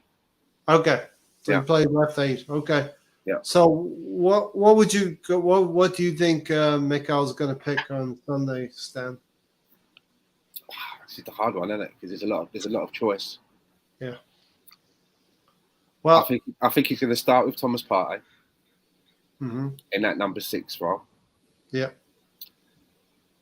And I think he's going to start with Havertz and Odegaard. Ooh, okay. I disagree. Yeah. I think he'll go Partey with Declan Rice in that 8 and Erdegaard in the right Yeah. 8. So I think he'll Yeah, do that's that. what I'm in and ahhing about that same role as well. Whether he'll do that. I don't think we can play Havertz in midfield against the top 6 team, especially City. He could be You right know? though. Yeah. He could do that. Gary, what's your thoughts? I mean, it's basically, 3 from 4 here? If he wants to maintain Havertz's confidence in the squad, Trossard. he can't play him against City in this game. Not yet. He's not ready yet. Let Okay, him play so the you way that Arteta maintain wants. his confidence by not putting him in the fire. Is that what you're saying? Yes, he needs to Okay. build up to that. Just we kind of Yeah. feel like Rice is not ready to take Partey's spot, so there's no reason to play him there. But if we push him up a little bit further, we get him into the. Yeah. He can play that position. He's not Fitness doing as the well. things that Xhaka does, but he's a good player, so he'll figure it out, and it'll get him time with the squad, get him used to playing with all those players around him, and I'll take that over over Xhaka any day. So why not? And then Erdegaard, of course, he's our starting creative mid there. So let him do his thing, and Yeah, and I think that's our we'll strongest midfield. Erdegaard, Because Rice, if, and Partey. if Rice doesn't get any minutes at all, then that just means he's further away from being available for Premier League. He's just further away, so he should get some minutes, right? Yeah, exactly. How's he going to learn? so How's he going to learn? How's he going to build relationships? learn the system, build the relationships with the people. Tony, what's your midfield? Hold on, I'm still researching. We'll move Right. on. We can't move on. We have to wait for you. What research are you doing, Tony? We only have really four players you can choose Yeah, from. yeah. So- Either you put Havertz in or you don't. I don't put him there, but Is there a shout for Trossard? Arteta puts him there. It's coming. It's coming. The Trossard shout is coming. Is there a chat for like Partey, Trossard, and Odegaard? I would love to see that. Is Trossard better in that role, or is he better on out more wide or through the middle? The You know answer what I to mean? all the questions are yes, but he just needs to play. Yeah. I mean, but this is the what player we Arteta wanted will in the do. team, Stan. We wanted this player in the team, and now I think he's so much better than we even thought he could be. He At is. Arsenal. But it's You know what I mean? I mean, I want him he to reminds play. me of like Bernardo Silva, Gundogan, and in terms of just put him on the pitch and let him play wherever let him he'll play. play in any position Yeah. you give him, And and he'll succeed there. So just let him Tony, play. are you giving us midfield or are we moving on? we know who it's gonna be. It's gonna be Harvard. It's gonna be Rice. And We don't know that. Odegaard. You don't know that. You don't know Havertz is going to I start. know Arteta. This is down to what Arteta's gonna do. That's what your Fuck research yeah, I came know. back with. Okay. You're I've done saying much right of now, Arteta. you know Mikel Arteta and he's going to start Havertz against Man City. Okay. Yep. I'll take that bet. I don't think we see Havertz starting against Man City. Gary, I'm going to pick Trossard instead of Martinelli because we just started talking about Trossard. Who's So MVP on my Manchester? front line is Trossard on the So- left, Eddie and Kedia through the middle, and Saka on the right. Who I was mean, your part midfield? of me is wondering if Martinelli is ready yet. So that's the only reason why Trossard would start in that position. Not Yeah, because he's. true. I mean, if Martinelli Is Martinelli ready? to go, then Trossard would, for me, should move to the middle. But I kind of feel like if he's playing it safe, he doesn't need to start our Martinelli just yet. Why not? What I mean, I the would like to Trossard in the middle, and that's I what know, I'd but like it's to not what see. Gary wants here. It's what Mikel wants. We're Yeah, trying I to just, anticipate. I Put don't yourself, even wanna pretend say- you're Mikel right now. I don't even want to say. It just makes me cry if I say what Arteta's gonna do, because it's Nketiah in the middle, it's Saka on the left, and Eddie and and Kedia it's in the middle, probably Saka on the left. like I said, if Martinelli's healthy, he would start, but I don't know if he is, and I could see Trossard Yeah, playing listen. there. So And Martinelli played that game against Monaco, and it seemed to me like he's running a little bit down blind alleys again, you know. And I think Granit Xhaka and Zinchenko helped him a lot last season, and they're not going to be playing on Sunday. So, if Martinelli comes on, will he be effective? Is a question as well, you know. So I think Trossard's in form. Trossard's playing really well. So why not ride along with Trossard? We know Eddie's going to start, unfortunately, and Saka is going to be there on the right way. If Arteta's learned anything from last season, play the hot man. Yes. Play the hot man. If Yeah. Trossard's going into the preseason, like the same way that Jesus went into the preseason and looked really good every time we saw him, and it was easy. Not that he wasn't going to start, but hasn't done anything to dissuade you from maybe he shouldn't play. And Arteta's about having a big team. Trossard playing started this season is what you do when you have a big team. You play your better players when they're in form. You don't kill their form by just sitting them out just because Martinelli is supposed to start. No, you play he's hot. Use him now because if Martinelli's healthy at the end of this, you play him. Right? This is you know what I mean? You play. Think about Martinelli on the substitutes bench coming on after 60 minutes as well, and they're getting tired. I finally have a correct answer of what I was looking into, right? Your research, yeah. You can have 9 named substitutes on the bench, 6 of which can play. Right. For Sunday. So we have 6 substitutes we can use on Sunday. What's your forward line, Tony?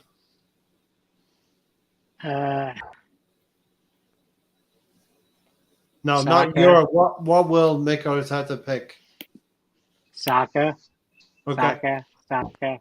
Yeah. I'll run that player more into the ground. And it will be Saka.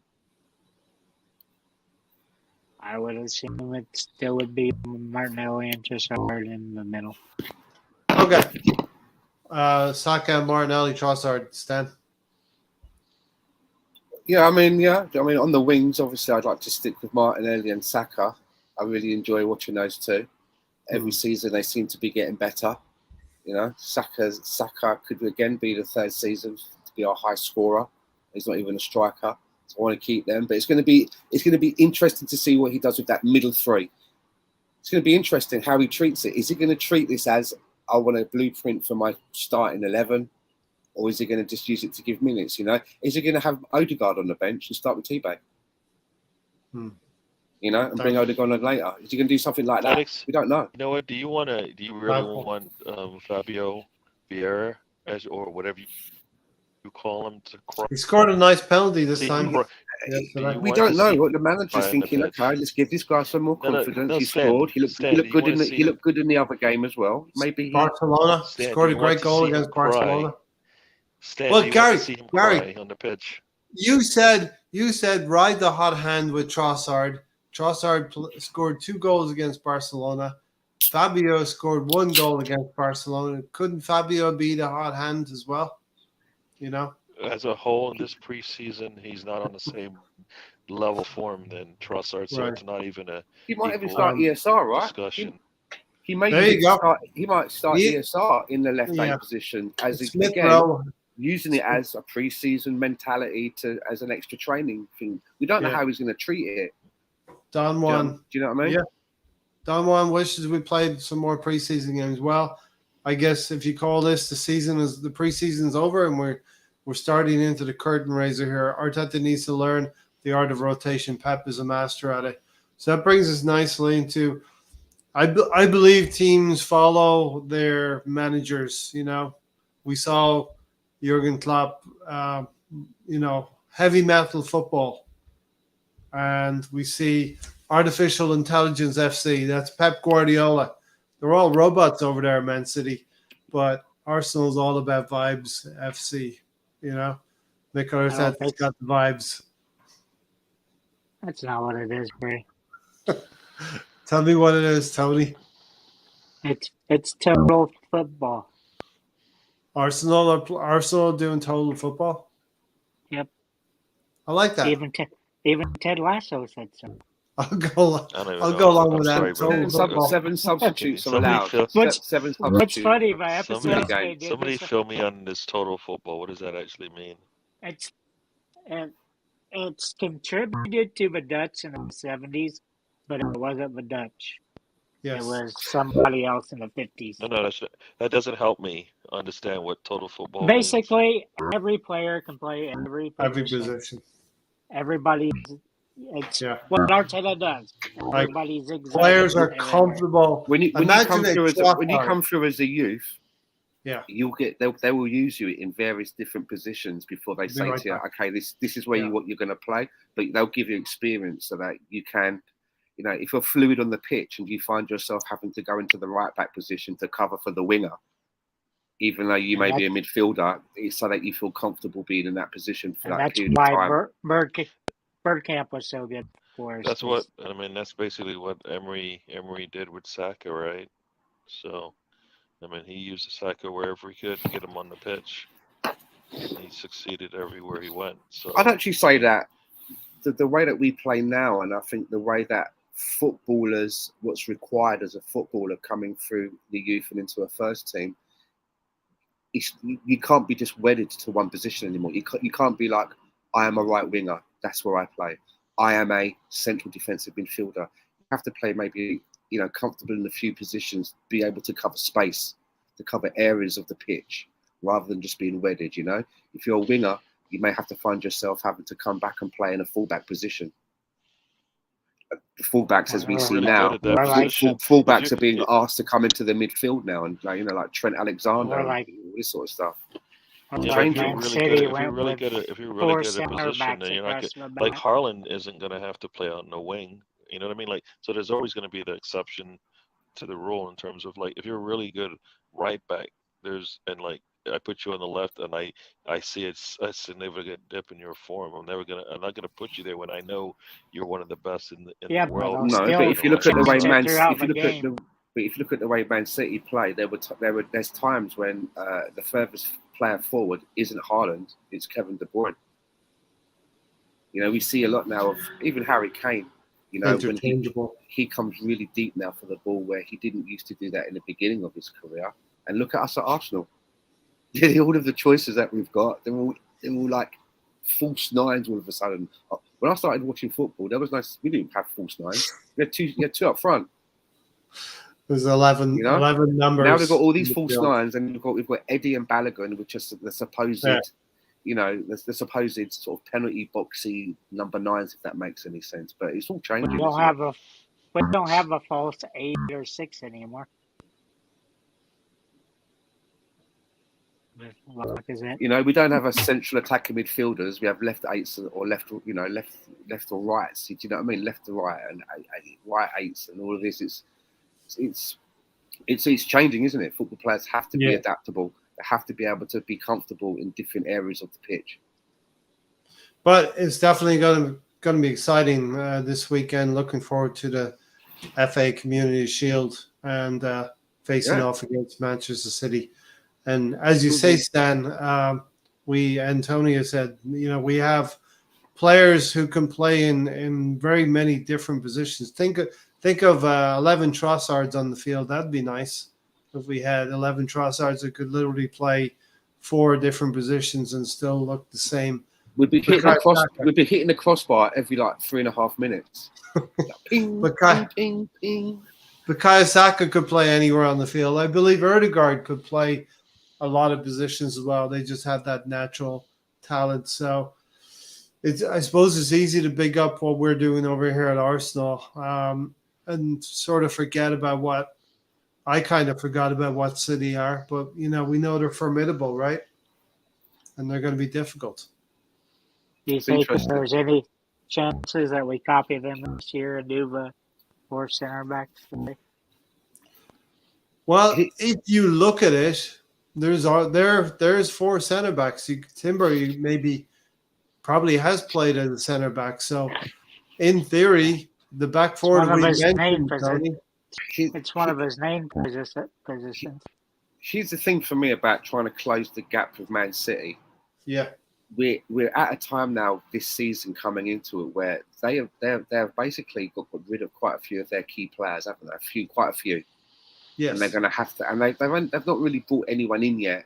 There's probably going to be more movement for them before the end of the window, which means that anyone that brings in is going to be a little bit behind, and maybe that gives us an edge in a way because there's going to be a little bit of an adaptation. Yeah. But it just so happens that we're doing that at the same time. We're also going through an adaptation period. It's not like we've just got rid of one or two and brought in one or two. We've brought in players in key areas. You know, our defence looks like it's changing with Timber and how we're going to operate there. Our midfield looks totally different now. Havertz, Rice, you know, very, very different. So it's going to be which one of us is going to be able to adapt and get into our groove the quickest so we can pick up points. But that didn't work for us last year. And you can't take on Stan. a project Havertz either if you're trying to catch City. Like I'm gonna get Havertz back to the way he played in Germany in less than 2 weeks. That's not how you catch up to City. It's just how's he a project when he's played as much? Wave that magic wand. Tony, did look at his form the last 3 years and tell me why is he not a project? I mean, listen, Mikel Arteta has a magic lamp, right? And I believe he still has one rub left. The one rub. He's saving that one last rub for that last wish. Maybe it's Havertz. Why are people laughing at the Arsenal? I think you're Havertz. I think you're right to be cautious and say this, Gary. I think you're right because Havertz has not really fulfilled his potential outside of the first 6 months at Chelsea. I'd rather spend 65 mil on a player whose potential is like we don't think it's been realized yet, as opposed to form just dropped. You know what I mean? You can't. It's hard to like. Has Arteta taking a player who's been struggling and changed him and got them playing well? We haven't seen that yet. I think. Listen, we've just seen the preseason where he scored 2 goals. I don't even think he needed to. There's no reason to do that. There's players whose talent is rising. I'd rather take a player on the way up than a one that's dropped. Sometimes you got to take a bit of a gamble, but I mean, and it is a big gamble, isn't it? With Havertz, we took those. But just look at. But if I look at Manchester United and how they've spent money of late, right? Harry Maguire was like 80 million. Look how that's turning out. Look at Anthony. That was like 90 million. I think it was euros. Look how that's turning out. Jadon Sancho, who was like, you know, he was supposed to be like a Jude Bellingham, wasn't he, when he came over from Germany? He hasn't done anything. Let's go even further back and look at Anthony Martial, how much they paid for him, man, and how that's worked out. And now they've just spent 72 million on that kid, and I actually think that kid is as the potential that he may have. I do not think that he was ready to go to a team like Man United at this point in his career. He hasn't done anything to warrant that, and he is just now the pressure that he has on him. If he starts playing a little bit shit, a little bit mudricky, it could kill him with the criticism and the way it's going to be. They have spent a lot of money. They've spent a lot of money. The players that you brought up, like a Sancho didn't come in having what would have been considered probably his worst performance in the last 3 years. Anthony, same thing. I think Martial was considered a pretty good player when they brought him in. This is a totally different situation. You're forgetting the player. Lukaku, not a play that you thought, if he can kick on and continue his form where he was, things would be good. That's not what we're talking about. They've come from different leagues as well. Lukaku on prime. Those Man United players come from different leagues. The form does. You know, the form is the problem. Look, I think Arsene Wenger took a risk one time. But hold on, what I'm trying to say is that some of the things that we've done are a little bit more absorbable, if that's a word. I mean, you look at Trossard, for example, how much we paid for him, and that's working out. You look at ones that maybe aren't working out, like a Lokonga or a Tavares. We didn't pay that much for them. I don't think any of them were in double digits, right? maybe Lukonga. How much is Lukonga? 17. Yeah, they're all Yeah. double face, But but they're then- under but- 25. But it's manageable, isn't it? Both are 25. It's kind of manageable punts that we have taken. With Man United, they've been paying upwards of like 70 million for all of those names that I've mentioned, and yet they seem to get a pass. You know, they seem to get a pass. I think Havertz could be a risk. It could be a risk. However, based on what the eye test has seen so far in pre-season, it seems to be working, doesn't it? So far, he seems to be earning his weekly check. My only worry with Havertz is if it's going to mess around with Odegaard's position from last season, because what Odegaard gave us last season, I think was magnificent. Yeah. His first full season in England, and to have that to beat that record and have those many goal involvements, for me, I'm like, that has to stay. That I'm keeping that. I'm not messing with that. Why would you? So I worry that if he's going to have to compensate to come back. If he has to compensate to come back deeper, and it's going to take him away from those goal involvements. I don't think that'll happen, Stan. That's my only concern. Sorry, Gary. I don't think that'll happen. No, I was going to say the fear that you have is the fear that we have when we don't have Zinchenko in the lineup because of what he does for the players in front of him, right? Yeah. So for me, if you're saying Erdogan is, behind Saliba and Saka, probably your next best player, then you just punished him. If Havertz is the answer. Yeah, but if right, if you put Kyrgios in front of Ramsdale, it's like our starters from last year. You've punished Ramsdale, right, and that's what we're saying. Like right now, Havertz isn't we don't have that confidence and we don't have that belief that he's there yet. He's just going to change overnight. We're seeing good signs. A blue shirt to a red signs, shirt. Yeah, good signs. There are good signs, though, Gary. But you know what? It's still a risk right now until we see it.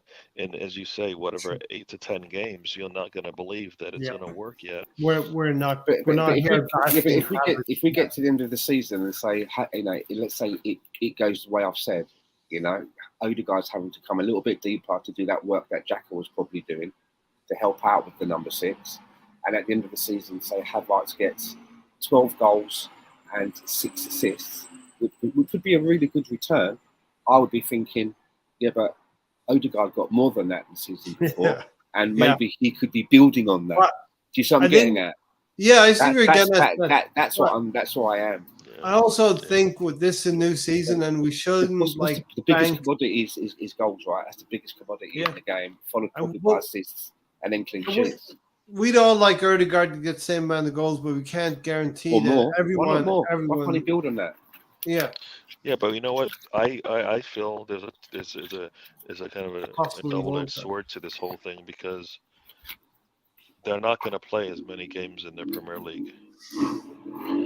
This year, I gotta get you back in when you're upside down. Because they're gonna start pretty much every Champions League game. So it's not like before where they sat out and came in off the bench and played in the Europa League. They are gonna start every game in the Champions League because that's our best chance to win and get out of the group. Right? Unless we win our first. We can't do that. Unless we win our first and it doesn't, and then Alonso's here. Lonnie's here. Hello there. I think what you're saying, Gary and Stan, is correct, but also it's going to be a new season, and things are going to be. I didn't consider that. Gary said. Hold on, I think Gary makes a good point. I didn't consider that. Depending on how far we go going for competitions, players may not have as many league appearances because it's spread around more. So yes. Here's the thing from Lawrence. Fabrizio Romano says that Arsenal are close to doing a deal with Grêmio to bring midfielder Batella for $8 million to the club. Oh yeah, Batella. We need another midfielder, and it's my contention is that to keep regenerating the team, you need to do these kind of projects 2 to 3 seasons out. At the risk of annoying Gary, I believe in this, Gary. The project of regenerating, and you bring a midfielder in, he doesn't go straight into the team, you loan him out, and not $8 million. Both of you would have said no to Martinelli. Both of you would have said no to Martinelli 6 years ago. Right, let me just say, if he was like a 19-year-old and we're getting him for 8 million, then yeah, he goes out and loan. He does like what Marquinhos did, for example. Yeah, but this kid's about 24. See, I'm getting at he's 20. This He's isn't an 24. Nketiah deal. Yeah. Like So he you got a can't go out player. alone. He should be further He's a late along in bloomer. his career. You bring him in. He's got to be in and around the Have- first team, surely. We're trying once again. What are we trying to do here? Set up for the Project. future. It's a We project. have Gary. answers. We have questions to be answered for this season right now. Right? This Martinelli- guy is not Martin- for this season. I know. I don't. Martinelli We never keep went out looking alone, to did this he? future, Martinelli and I never don't went out like alone. it. Martinelli. We're letting Think Patino. that We're letting now. Patino go because he's not ready for right now. But Sure. you're saying we're going to bring in players that aren't ready for right now.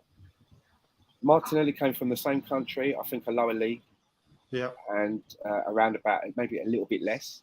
That's He the didn't same go out on price. loan. This guy's 24. That should be, he's Eddie's age. He should be ready to be. You know what I'm saying? It's a Yeah. gamble because it could be a hidden gem, 8 million, but he's 24. My only worry is again a bit like Eddie. He's 24, but he doesn't seem to be in and around his international team. So, but then again, look at Koscielny and Giroud. They came from small teams, right? It worked out. So maybe Koscielny, Yeah. where did he come from? Yeah. He didn't come from a big team, did he? Yeah. Bordeaux, I think, maybe. No, it was He didn't come from a big team. But it could be one of those. It could be a good scouting opportunity that they found. And for 8 million, it's either going to be a Martinelli or a Lokonga. So we wonder to. Sure. I mean, and that's why you want your club to make a punt on a player But and if get we ahead do- of the game. But if we do buy him, is he not going to have to stay there? It's one of those ones where we'll buy him, but he'll stay there because of the work permit stuff. He's South American and all that. He won't come straight away anyway. He's 23 years old. So, it's a year less, right? But hey, I think he has to it's stay there. just something I wanted to throw in there. And not to annoy Gary, but it's football conversation. And Not to annoy Gary, but it will. but projects do exist in this world. And we took a punt on Martinelli. And he's your favorite player, Gary. Martinelli. You know what? You're talking about a totally different time. Is he your favourite, Gary? Is he? Who on our team back then were you going, oh, damn, they have potential to be better than Martinelli? Is None he your of them. favourite at the minute, Gary? The team was in a disarray at Answer the that point. question. Totally different situation than we have right now. We were how many points away from winning the league? And we want to try 30. to jump. We need to cross that line, Yeah. and we can't do that with projects right now. I'd rather try to win the league this time around than like in 3 to 4 years if you're going to spend some money and time and effort. Yeah. That's all. It's just Is he- an interesting one. Is he your favourite at the moment, then, Gary? Martinelli? Who? Martinelli. Right. Who? My favorite? No, not my No? favorite. He's up there. He's one of your favorite players. Yeah, Just yeah, admit he's it. one of- Come on. It's one of No, I mine. know, I I've do, always yeah. had a thing for left wingers. I've always had that position is one of my favourite positions, so I like him. Getting back to Havertz, and I remember back in the day, Arsene Wenger taking a punt on Mark Overmars, who had an injury and didn't play very well for his club, but came to Arsenal and had 2 or 3 great seasons with Arsenal, and then we sold him to Barcelona for a huge profit. So players can turn around their careers. Havertz has had a tough time at Chelsea. He can turn his career around. And we'll I see think there's what an argument that we sold Overmars a bit early. I think we were still a bit worried about one of his knees. Yes. And I was living in Spain at the time, in Malaga, and I saw him playing. They came to Malaga, Barcelona, Spanish league. I to Malaga. Yeah. I saw Mark Overmars. He was a very good player, wasn't he? Very good. Yeah. Excellent. Had pace to burn. Pace to burn. We're going to get out of here soon. Alonso, how you doing? pretty good. Good of you to join us. What are your thoughts for the Community Shield coming up on Sunday? Yeah, I think that we should be Arsenal should be able to put a first team out, the first 11, whom I think Arteta also know by now, who he wants to field. It should be interesting to see how we adapt over what happened with Gabriel Jesus. I know probably Eddie and Katie will probably start that game because is at Ikedia. Hang on, let me ask you something, Kalonzo. You don't say you were talking about this earlier. Are you saying that you want him, Arteta, to use the Charity Shield not as like a continuation of fitness and using all of the seven substitutes? You want to see it more as a dress rehearsal for what we're going to do when the league opens? I do, and it's important that he goes on with that because this is the starting 11 that's going to play City eventually, right? So, I think it's important to be prepared in that sense. It should be interesting to see how he comes about it. I would prefer to see Balogun start over in Kedia because Really? I think Balogun offers Arsenal more as far as being attacking minded. But again, I think the only dress rehearsal or the only thing that should be competition as far as starting 11 should be the striker position in Kedia and or Balogun. Maybe Trossard also should get a shot for that. But I would love to see Balogun start that game against City, to be honest with you. Yeah. But what do you think? What do you think the manager will do in that position? Who do you think he will start? Balogun. Yeah. What you think? Arteta's going to start Balogun? Yeah. Yeah. Wow. Okay. Yeah. You wouldn't even start him in his hometown of New York, but he's going to start him against City. All right, I'm joking. Come back. Scared him away. All right, we're going to get out of here in a few minutes. Gary, the Arsene Wenger statue was unveiled, and some people said it was too low key, but maybe Arsene Wenger wanted it that way. So I probably I didn't really think of it that way, but I did think that wasn't it didn't seem like if you're putting the Henri's trophy out there, it would it come with statue.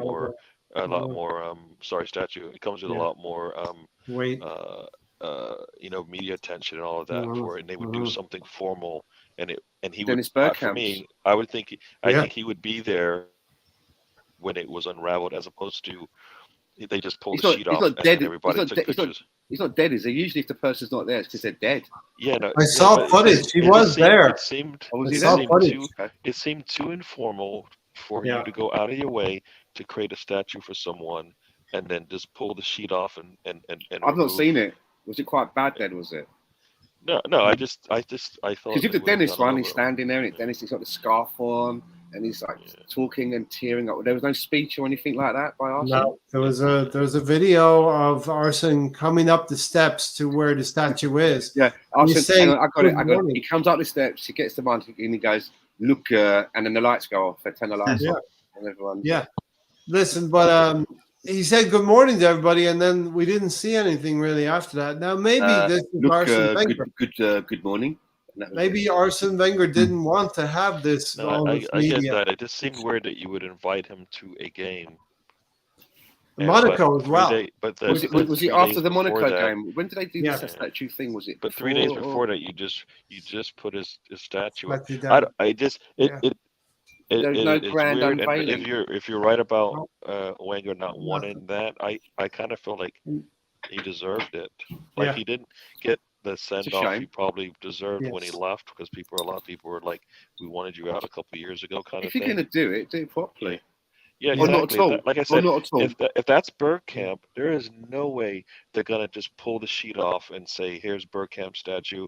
Oh wait, Bergkamp will be in next week. That's not gonna happen. That's not gonna happen, right? Yeah. Like that's not gonna happen. So that's almost like it says me like today, grand unveiling. Arsene Wenger will be here, and in small letters it says line up, subject to change. Tiny letters. It's a bit of a shame. That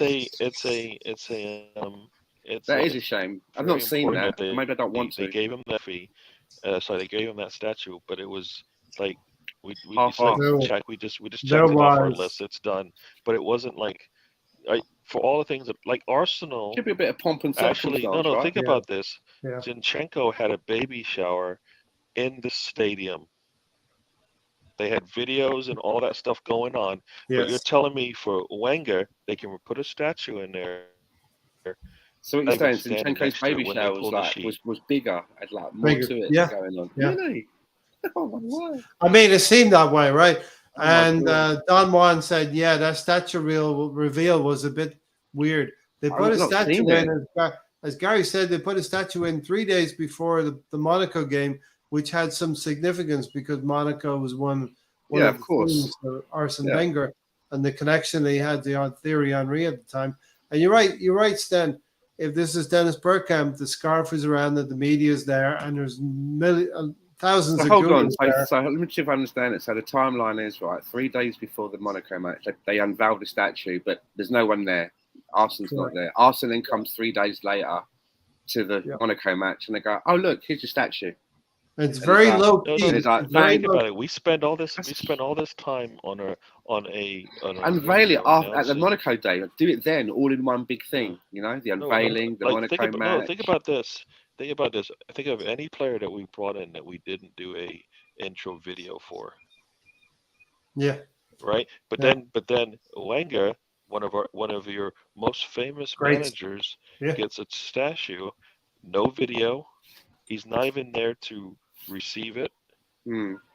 No, I'm sorry. He was there, Gary, but he just walked up to the statue. On the periphery. No, not when Yeah. not when they pulled the sheet off of it. No, He you're wasn't right. there. You're He right. should have pulled the sheet off, Yeah. He should have Didn't been there. Yeah. didn't it? He should have But been there was- pulling the sheet off and been right there was- up to it. As it comes off, he's standing right there. He's like right in front of it to see it for the first time. You could That's how you could do this hear shit.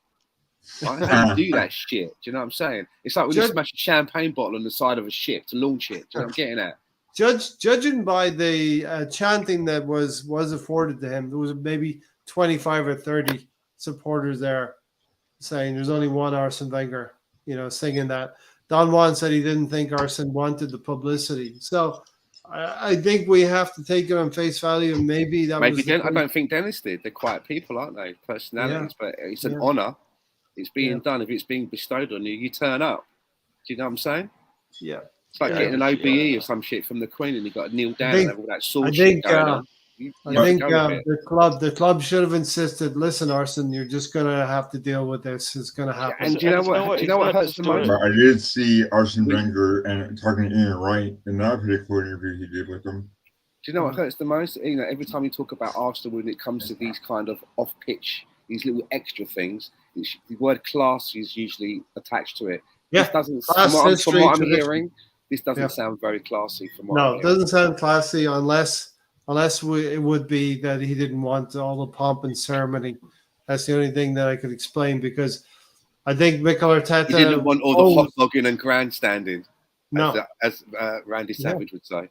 I think Mikel Arteta would have wanted to have those vibes for him. I think we are Vibes FC, and we're going to be facing artificial intelligence FC and the cyborg that is Holland on Sunday. But we'll leave it there, right? Alonso, thanks for joining. And Thanks for having me. right, is there a NASCAR race on Sunday? Yeah. Does No. it conflict with the Community Shield? It conflicts at work, so and both. So I'm not going to work. Yeah. Fuck work. I'm not going. Gary? But I am off for the first game of the season against Nottingham Forest, so All I'll right. be looking forward to that. I'm All going right. to miss the first game of the season. I'm going to try and do pre-game shows again and get back into that as well before the announce the lineups and all that. Gary, you're on vacation. All Get right. back to your vacation, Gary. Gary, where are you? Sorry, where are you? I'm up in Boston. Oh, okay. Nice. You didn't put a record on the whole time, Gary. How far is Boston? Where is it that you actually live again? Remind me. I What live state? in New Jersey. New Jersey. It's about, How far is that? It's about 280 miles. Okay. Okay. So it's not About 9 5 hours. hours, Maybe 5 hour 6. drive. 5 or so. 6. Okay. All right. Tony was on earlier. Thank you, Tony, for joining us. Hope you're doing well. Hope you stay fit and ready for the big season. Stan, thanks for being here as always as well. I'm gonna be on vacation this weekend. I'll be watching the Charity Shield in Seattle. Nice. Hopefully at 8 o'clock in the morning from my hotel bed. Excellent. Hopefully. Excellent. Good. Enjoy the time away, Stan. Gary, continue to enjoy your vacation. Alonso, enjoy work on Sunday. You ain't going. You ain't All going to work. right. We're out of here. Thanks everybody for watching. Slap a like on the way out. Don't be a freeloader. Hit the subscribe button. You know what to do. Come on, you Gunners. Let's get that